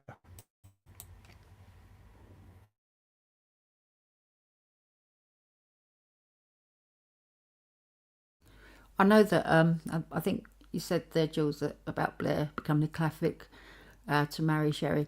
My brother had to read the bans at the Catholic Church to marry his wife there, even though he is also a total atheist. So he went through the motions there to do it so that he could get married in the church that she wanted to get married in, even though it meant absolutely nothing to him. And in the same token, I got christened because it was what my brother and my sister were doing, and it wasn't through any faith, and I shrugged it off possibly straight away afterwards, once the party was done and everybody had given me my presents and I went back to being just plain old me again. It's never caused me any consternation or made me feel like I'd done the wrong thing. My granddad used to say a thing. He used to say, God is good, but the devil ain't bad. So he liked to have a foot in each camp, and maybe that's where I am.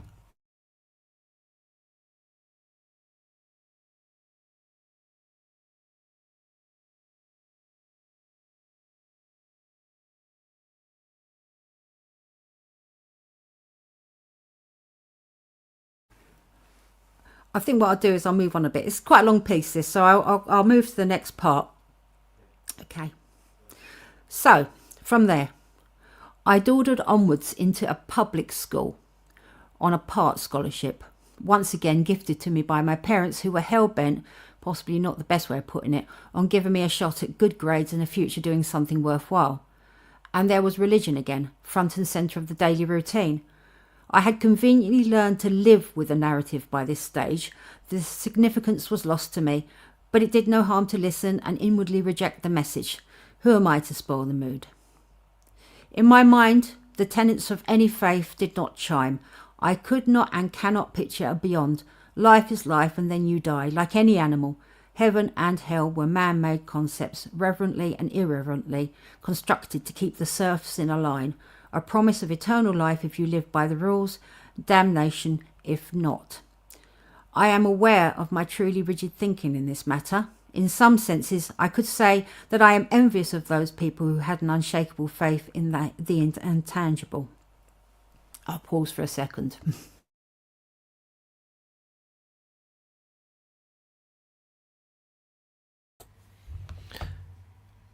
No, I'd love you to go on, but let's see if anybody has anything else to say. But yeah, I like when sometimes a word will just erupt from your writings, Lucy. Like it was Mare's Nest the other day, and here it's Hellbent, and you obviously put it in quotation marks too. It's just a lovely little. It must have resonated as you were actually writing it. But what else was there about that made me think? No, just that kind of, as you were talking there almost historically about keeping the serfs in line. Historically, I think our religions that we've inherited are basically built upon previous societal setups and faiths and nature and the elements. I think as soon as we had any kind of communication, there was some fella that was lording it over everyone else because they said that they had worked out what the gods were doing in the heavens and follow their ideas and their thoughts on the matter, and you'd get a better harvest, or you would make sure you got lots of children. Right at the beginning, there was some snake oil salesman trying to create a cult and other people, and attaching it to the meaning of life and God.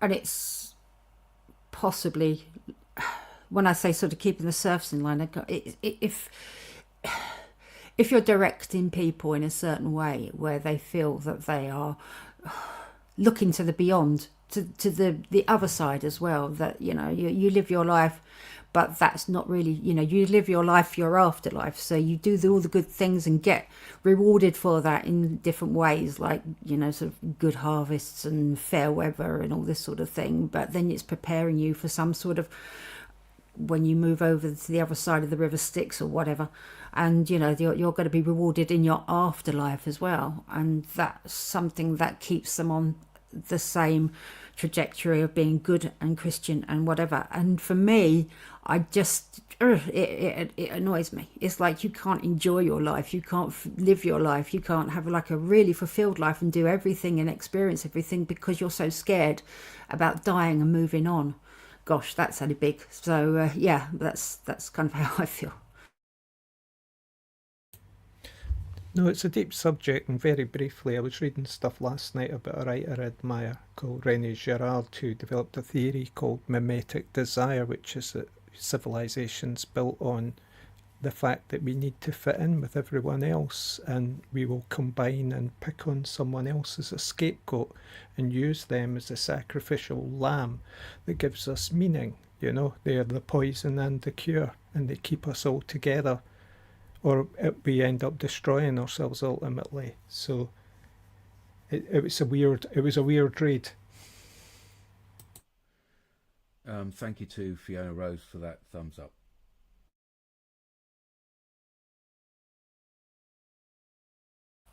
I will continue from this point. So, this was not the last time that I tried in vain to expand my thinking.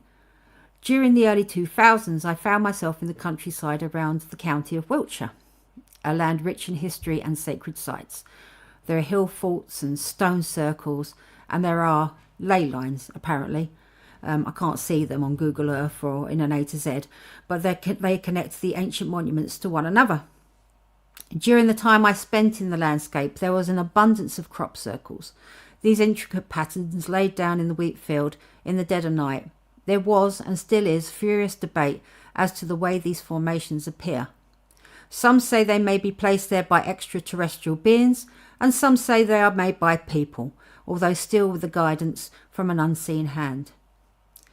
I wanted to see if I too could pick up on the fantastical pull that this phenomenon seemed to have on other people. I walked the circles, I even flew over them. I watched other folk meditating, praying, performing rituals, trying to connect with otherworldly forces that brought them there to this place of soul-searching and communing with nature. And there I stood, watching, cynical, unbelieving. There were no vibrations other than that from passing tractors or unseen forces. I was simply just standing in some flat, shredded wheat in the middle of nowhere. Wow, my neurodiversity really doesn't want me to have any inner peace. Is there not inner peace in knowing that, though?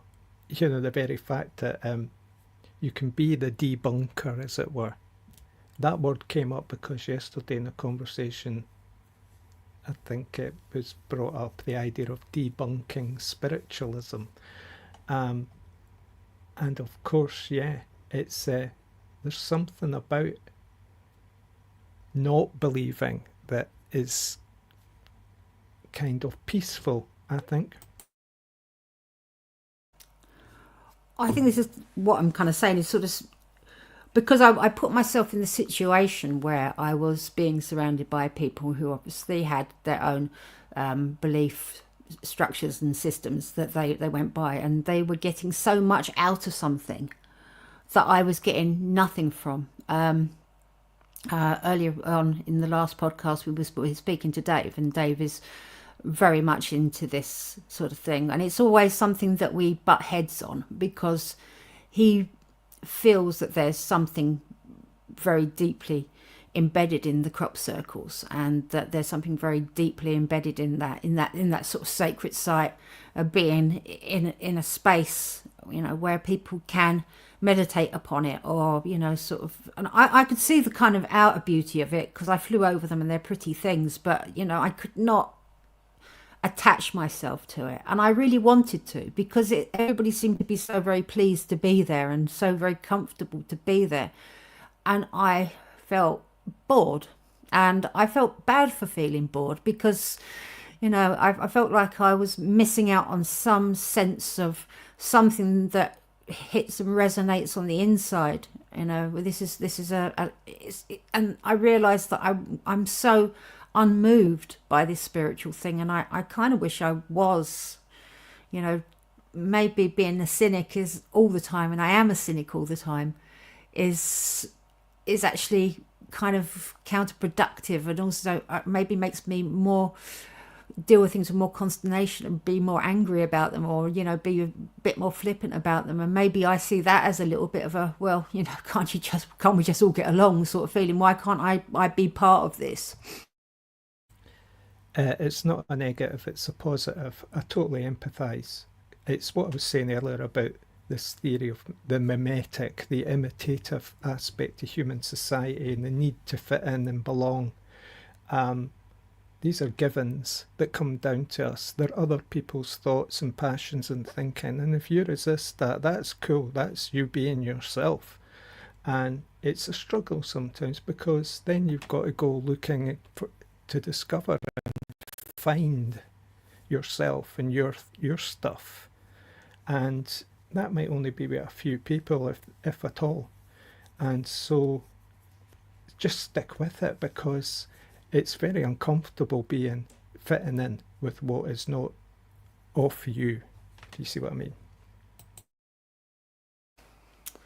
And it wasn't something that I would have done naturally out of choice if I didn't have connection with somebody who was part of that world, and I probably would never have tried to seek it out. And so I suppose that if I took away all the things that lead me to sort of have led me down the path of religion, if I'd had all free choice all the way through with no influence, then I don't think I would ever have touched on the spiritual, or, you know, that religious thing. Or, you know, I suppose if I'd walked my path, I'd probably be more okay with it. It's just because I've dipped my toe in and out of things, because I've experienced bits of life where You know, I've met people who are passionate about things that are intangible. You know, there's this intangible feelings that none of this is solid. You can't put your finger on it. It's all comes down to in the end to blind faith, and I can't have blind faith in things. I need proof. I need to be able to work things out in my head, and to latch onto something invisible is kind of impossible. I can't imagine myself there, and I can't imagine doing that, and that's the difficulty.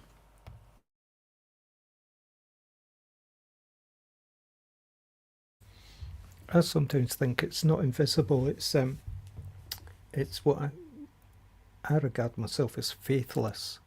It's not that I've lost faith. I just do without it, and so I'm in a lot of stuff, and it's very fluid. And some people think that's invisible or intangible, but I'm in love with the intangible almost. It's like I'm very comfortable there sometimes, although it can be a bit tricky navigating it and relating it and communicating it to other people. But at its best, it's just faithless without all that baggage. I really like that term, faithless. I really like that term, faithless. And I think I might be about to relay a story that is very knitted into what you just said and means that we're on the same tune. I remember being with a guy who I'd got to know in the countryside over a period of time, family, lived quite an alternative lifestyle, but it was also a certainty to him that there was a God, and somehow the conversation came up at a party, and he said that he had a belief in God, he had a faith in God, and I said that I didn't believe in God, but not only that, there's a very similar thing that I'm experiencing to you, because I have a faith that there is no God. I have a belief that there is no God, even though I have no proof to the non-existence of something. So we are both believing something. Neither of us right or wrong. We're just believing something. I can't say to him, he's just got a faith. He hasn't got any proof, because I also am having a faith that there is no God. My belief is that there is nothing outside in any of this expression of any faith that people have, spiritual, whatever. And he couldn't accept that. He just had to say that if you don't have faith, you have an absence of faith, or you have an absence of belief. And he couldn't quite get the concept that I was actually saying it's a conundrum for me too, because my certainty must be a belief.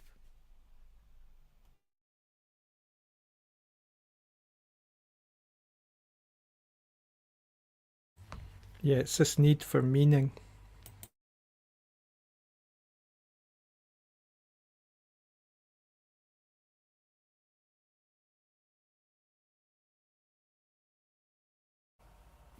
Yeah, like I said, I had a friend years ago who called himself a probable atheist, because he never wanted to come straight out and say he had lots of weird ideas, but he said he was a probable atheist because he's probably an atheist, but there's possibly a God. And that's how he kind of held it, and said, you know, there's no solid here, there's no proof here or evidence either way. So although I would find it very difficult to believe in it, I can't rule it out 100%. So he would never call himself an atheist.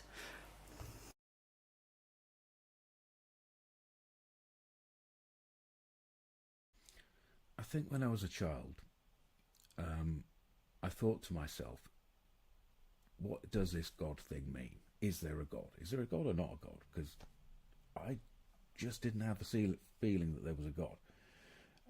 It just didn't make sense as a child, right at the beginning. And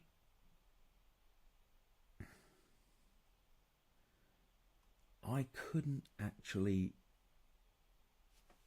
bring to mind what the concept of God was.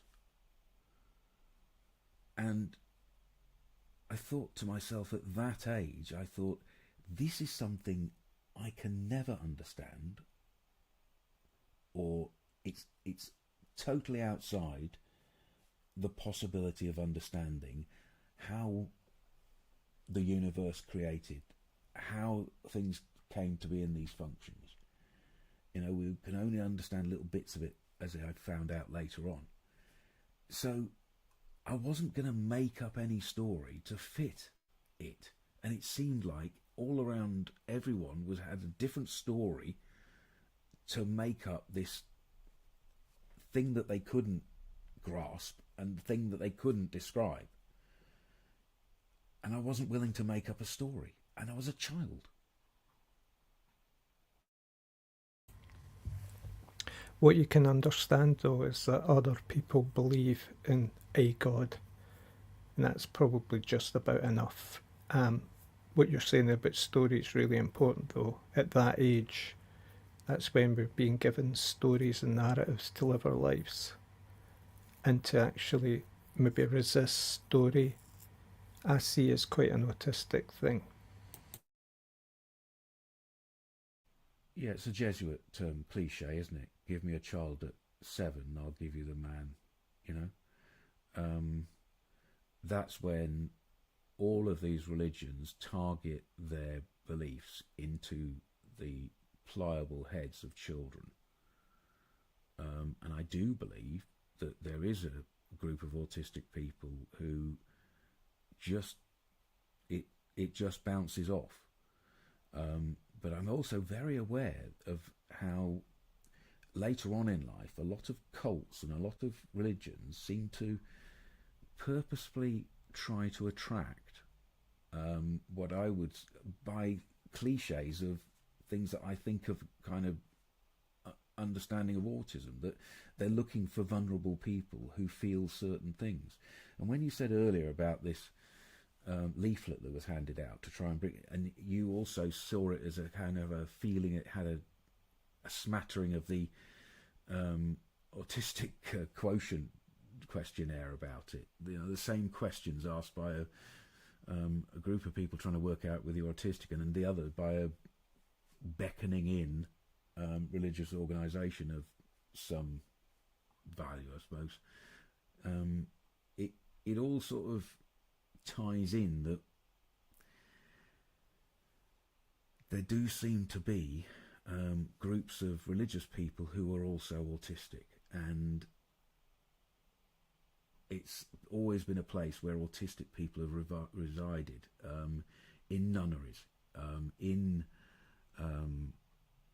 monasteries, autistic men living autistic lives in solitary in all kinds of ways. So we can't just say that it's atheist to be autistic, though an awful lot seem to be.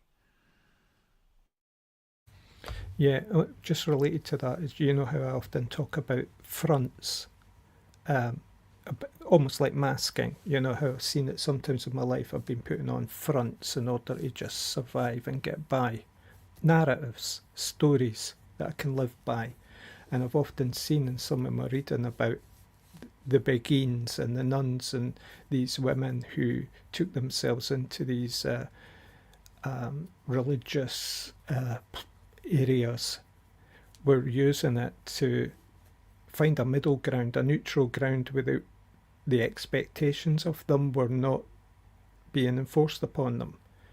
They weren't being totally religious, and they weren't being, exploited as, subservient women, especially during the historical times where it was quite desperate.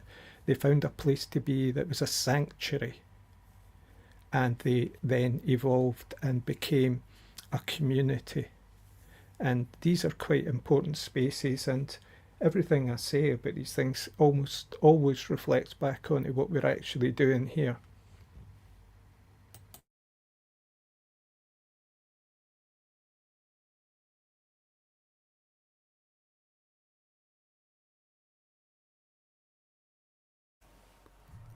I think as I've only actually got about 3 lines left in this, so what I would do is round it all up now and just read the last part. Okay. The same bog standard cynicism rears its head when people talk about ghosts and spirits, psychics and mediums, tarot cards, auras, synchronicity, orbs, time slips, portentous dreams, synchronicities, UFOs, interdimensional beings, and the uncanny. In conclusion, there is nothing over the rainbow for some of us on the spectrum, and we're still all in Kansas. Oh, and Word Up is still a cracking tune. And that's the end.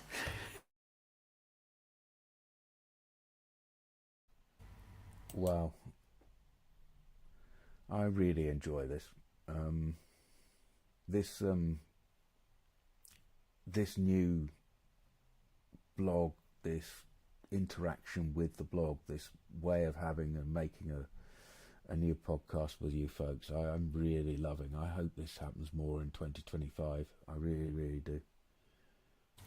I think it's quite a unique thing, Jules. Do you know of anybody else who almost has a sort of talk along, a commentary on someone else's blog?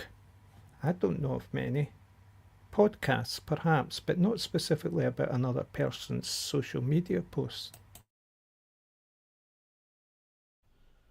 Well, if you go into the different places that people broadcast themselves, as I did when I was researching what we were going to do on Autistic Radio, there's somebody doing everything out there. There are people that are using the medium to show their cafe off and put some music on at the cafe and DJ at the cafe and have a few people watching them live. There are people opening up presents and describing what they're doing. Every kind of genre is thought about out there. But yeah, I think there is a uniqueness to what we're doing here at Autistic Radio, definitely. And we're getting it, we're building it, we're getting it right now. We've got it, we've refined it over 3 years. And as I said yesterday, you know, that day really was my feeling that we'd hit the nail, we'd hit where we'd been aiming for, as a 4-hour set of broadcasting, you know. I've just got to say, it's less virtual and it's actually more actual what we're doing. This is an actual interaction, whereas a lot of what you were describing there and things I've seen in social media world too are virtual experiences. They're at a remove. If you see what I mean. Yeah, but there are these other things where people play games and watch other people play games and interact between them, aren't there? I think the thing that's that weird. It's about autism. I think the thing is that we're doing it about autism. We're doing it in the long form. We're doing it live, and then we're also editing it. So when you take all of those things together, that's a uniqueness. That's a USP. Or if you were doing what you said, your elevator pitch, your USP would be that it's entirely autistically led, because that's the last decade's buzzword, autistically led.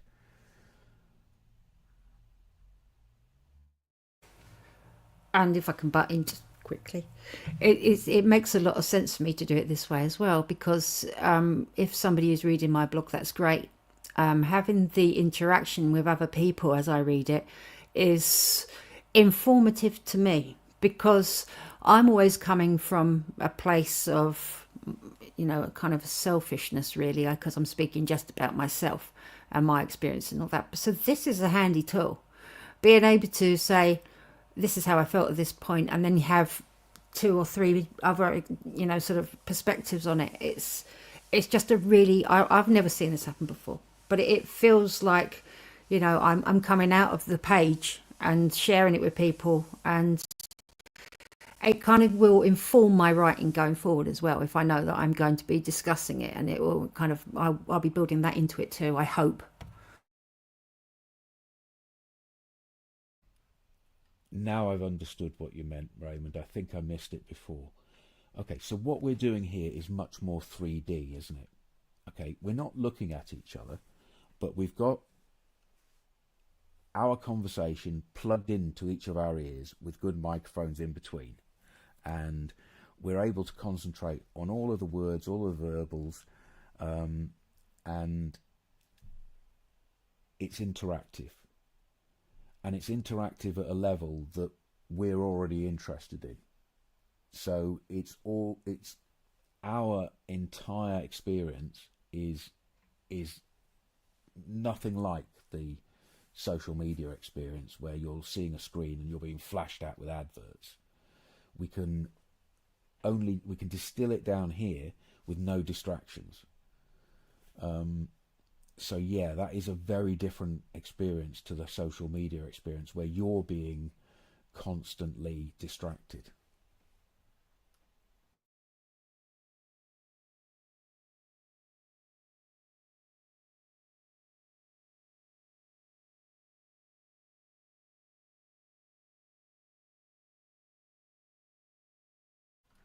Right, I'm going to take that as a big compliment, okay? Because I know that I have some skills and stuff, so I'm going to remember to pat myself on the back, as we all should. Let's all remember, as autistic people, to pat ourselves on the back and say, you know, there was a thing that we did, or there is a thing that we do that's good.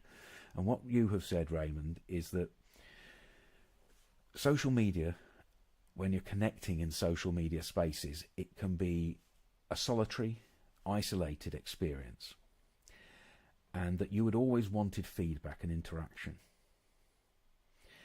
And then you said a nice thing, because you said, when you're texting there and you're feeding me the information to take and express it either exactly as you say or embellish it a bit,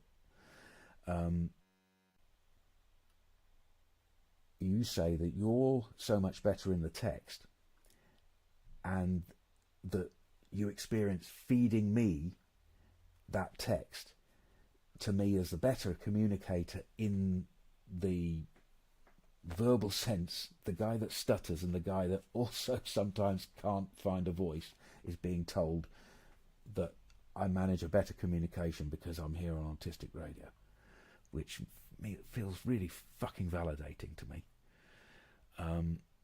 And then you say roundedly, I think this is why I am in love with the intangible for feedback and interaction.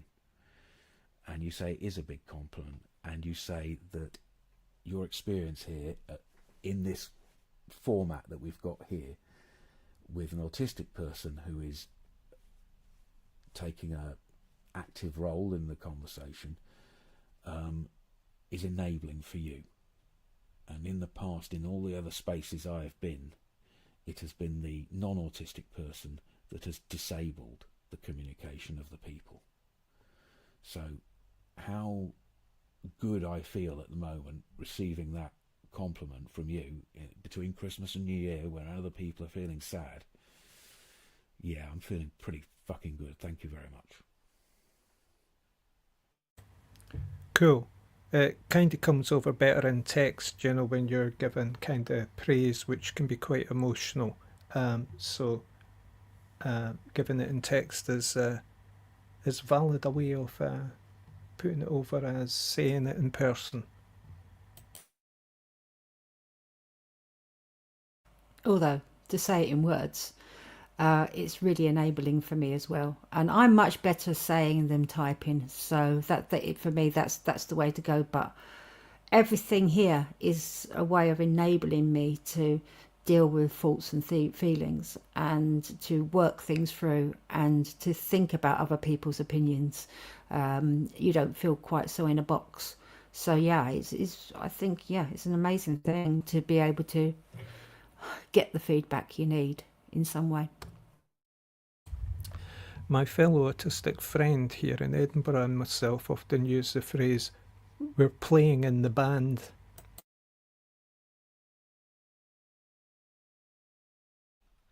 Yeah, or you're actually a steward at an event rather than being just a punter, or you're a performer, you've got a performer pass at the festival.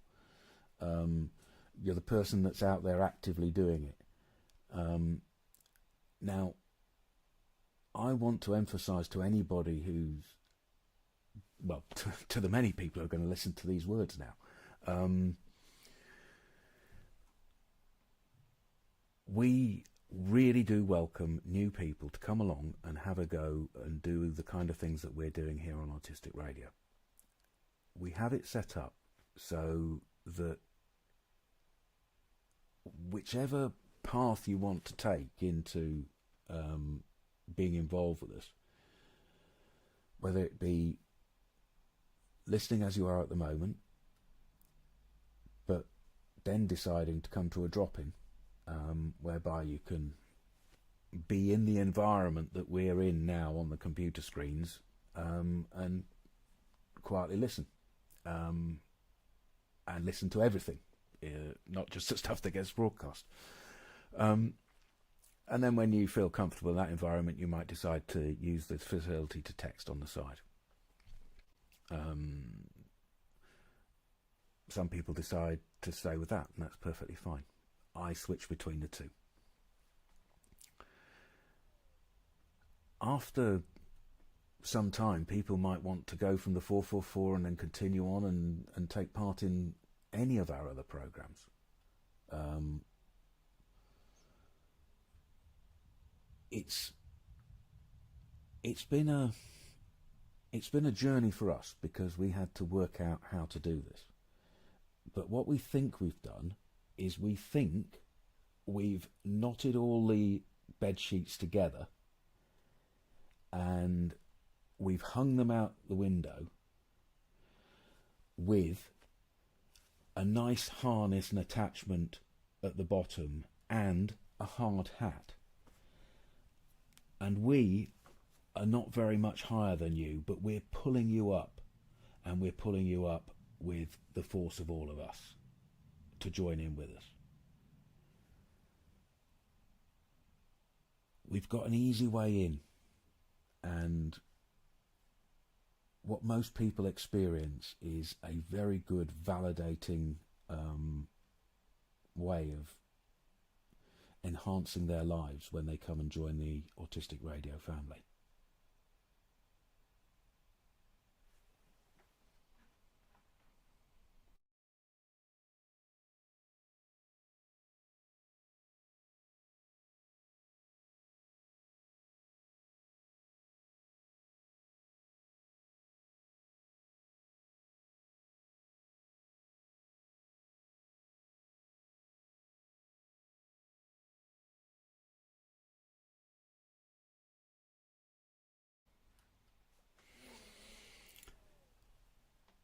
Okay, guys,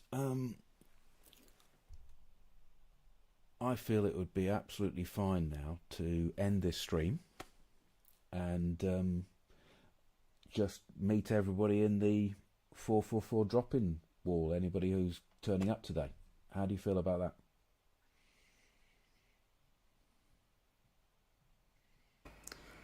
I am, as ever, absolutely exhausted. So, yeah, that's cool. Great.